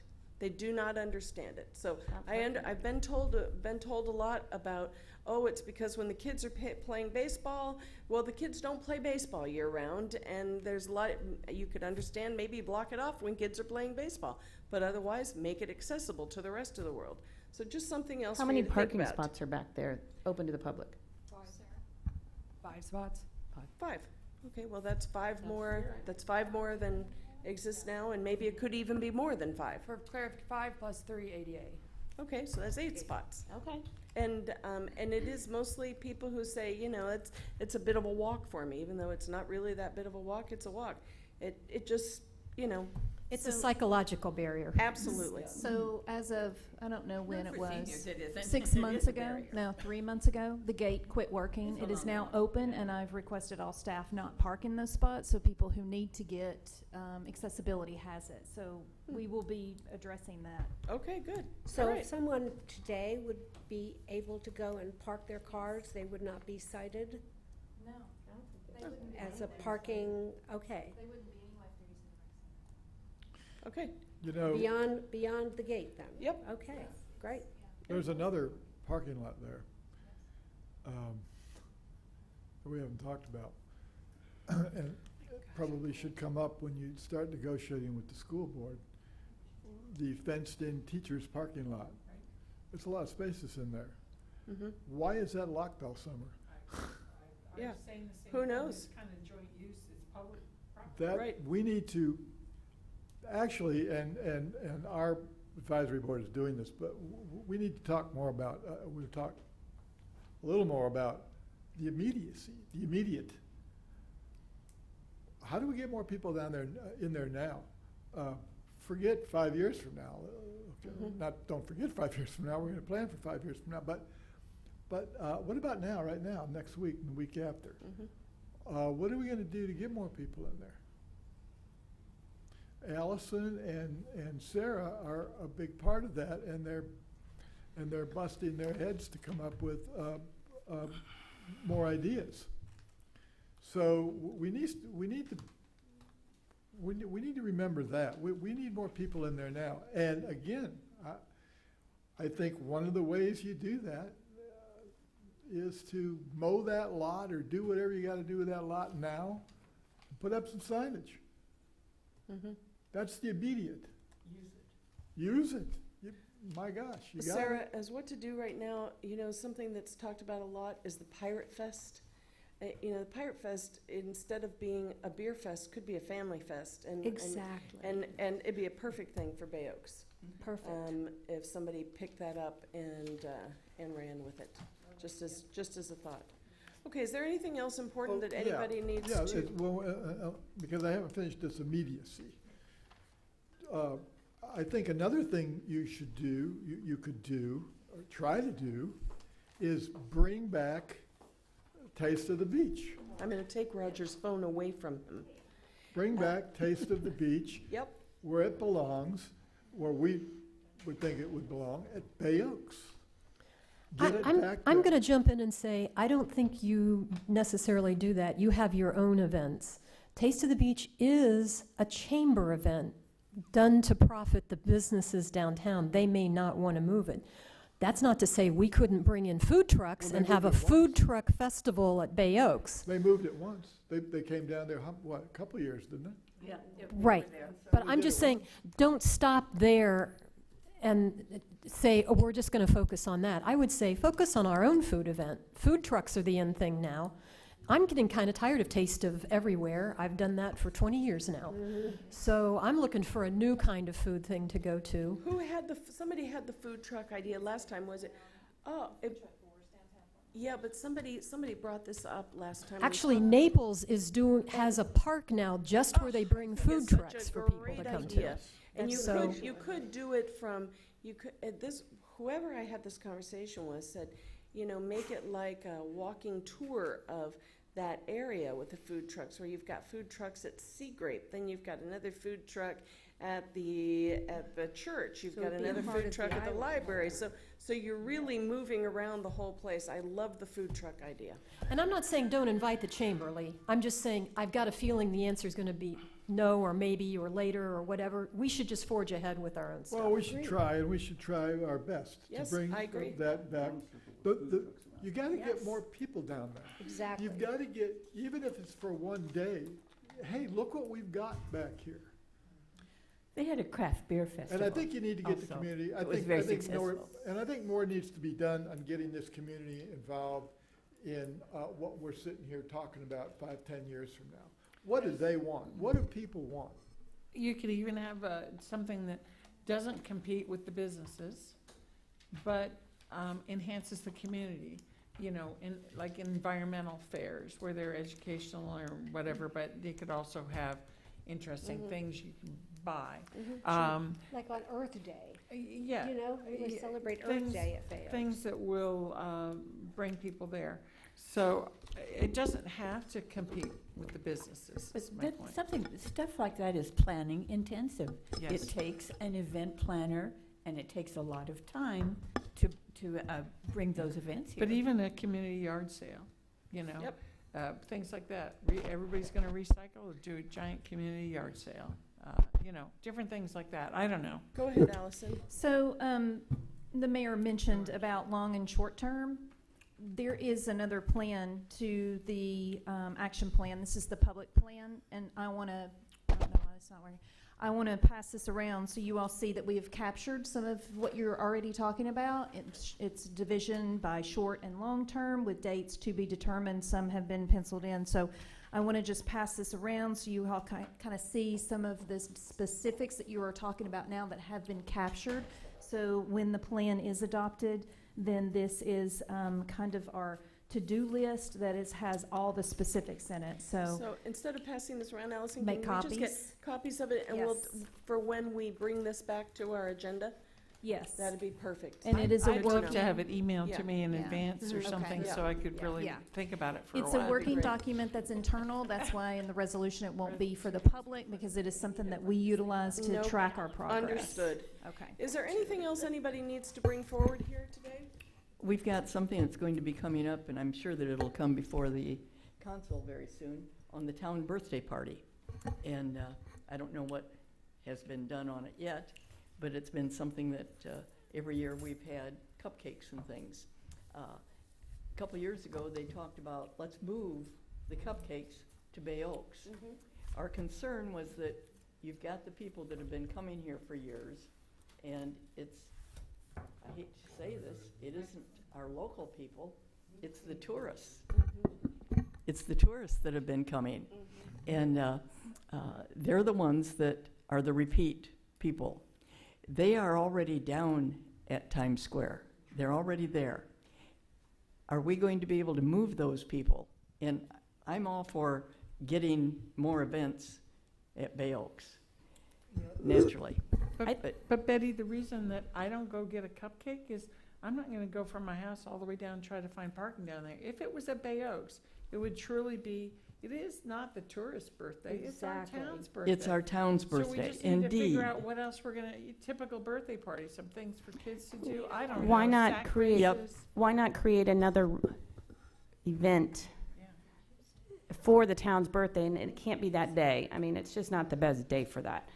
But I would love to see, let's create a new event, that's at Bay Oaks. We have the grounds to put a little mini carnival, why not? We were just in Key West, and their Goombay Festival, which is for the kids, was on their park, and they had like 7 or 8 rides. And that place was packed with the Key West kids. Why can't we just create a whole new town birthday? And there's another event that's gonna bring all the townspeople. And if you do it at Christmas time-ish, you're still gonna get the tourists. Once they realize, hey, there's carnival rides, I'm gonna take my kids down there. Yep. You bet. I have one quick question. You know Gulf Beach Road, has that ever been considered as an entrance for Bay Oaks? You know what I mean? Yes, That's right up there on the side Right of by Tops. Tops. Has that ever been considered as an entry Yes, it road? has. And what And- was the outcome? We tried Right to, there. we tried to purchase the property, it was there, and it got away from us, that was right next to us, and that's when it was discussed, and it kind of died as a result of the fact that we didn't make that property acquisition.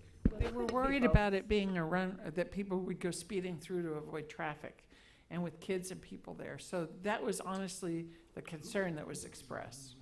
If that's open at the end, people would just go through to try to miss the backup of traffic, and then people might get injured, but it's worth looking at again, I absolutely. mean, that's more open, and I know that new place is going to be built. by Right. then. You could, I mean, it would just Sure, it's keep it another open option. enough, Yeah. because when Definitely. you're driving down Estero, you don't look left and right. You Right. look ahead, but something like that with Yeah. more open space Yeah. than the parcel is, I think might draw people's attention. I thought it would be great, but. So is there anything else anybody needs to bring forward? Because we have additional meetings scheduled this afternoon. We need to wrap this up. And also, who is it we're meeting with tomorrow? At 3. That is the design firm that is going to bring renditions for the parcel. Okay. For the parcel. Yes. So it's parcel talk tomorrow. It's parcel. Okay, but here's another question. I just grabbed this agenda. What is the one at 9 o'clock tomorrow? There's an agenda out there that says Times Square Merchants and Public Safety Committee and LPA, and it's regarding the Bay Oaks parcel. So is this wrong? No, the design firm meets with each individual group of the designs that they are working on, and Right. the one at 3 o'clock is specifically the Bay Oaks. Okay, so the one at 9 says it's Is also about going to be Times Bay Oaks. Square. But this says Bay Oaks as well. So I just don't want to, this was out there. It's the whole day is starting at 9 o'clock for those of us who are coming to all of them. So Right. Okay, our got it, section. okay. Okay, it is 12:26, and may I have a motion to adjourn? So moved. We're adjourned at 12:26. Whoever, you are, council members, you're staying for the follow-up meetings, and we have some lunch upstairs. Thank you, everybody. Thanks, Allison. Thanks, Betty. There's a bag. I left my purse I last forgot time. what time my meeting was. Everybody's stuff. I don't carry a purse.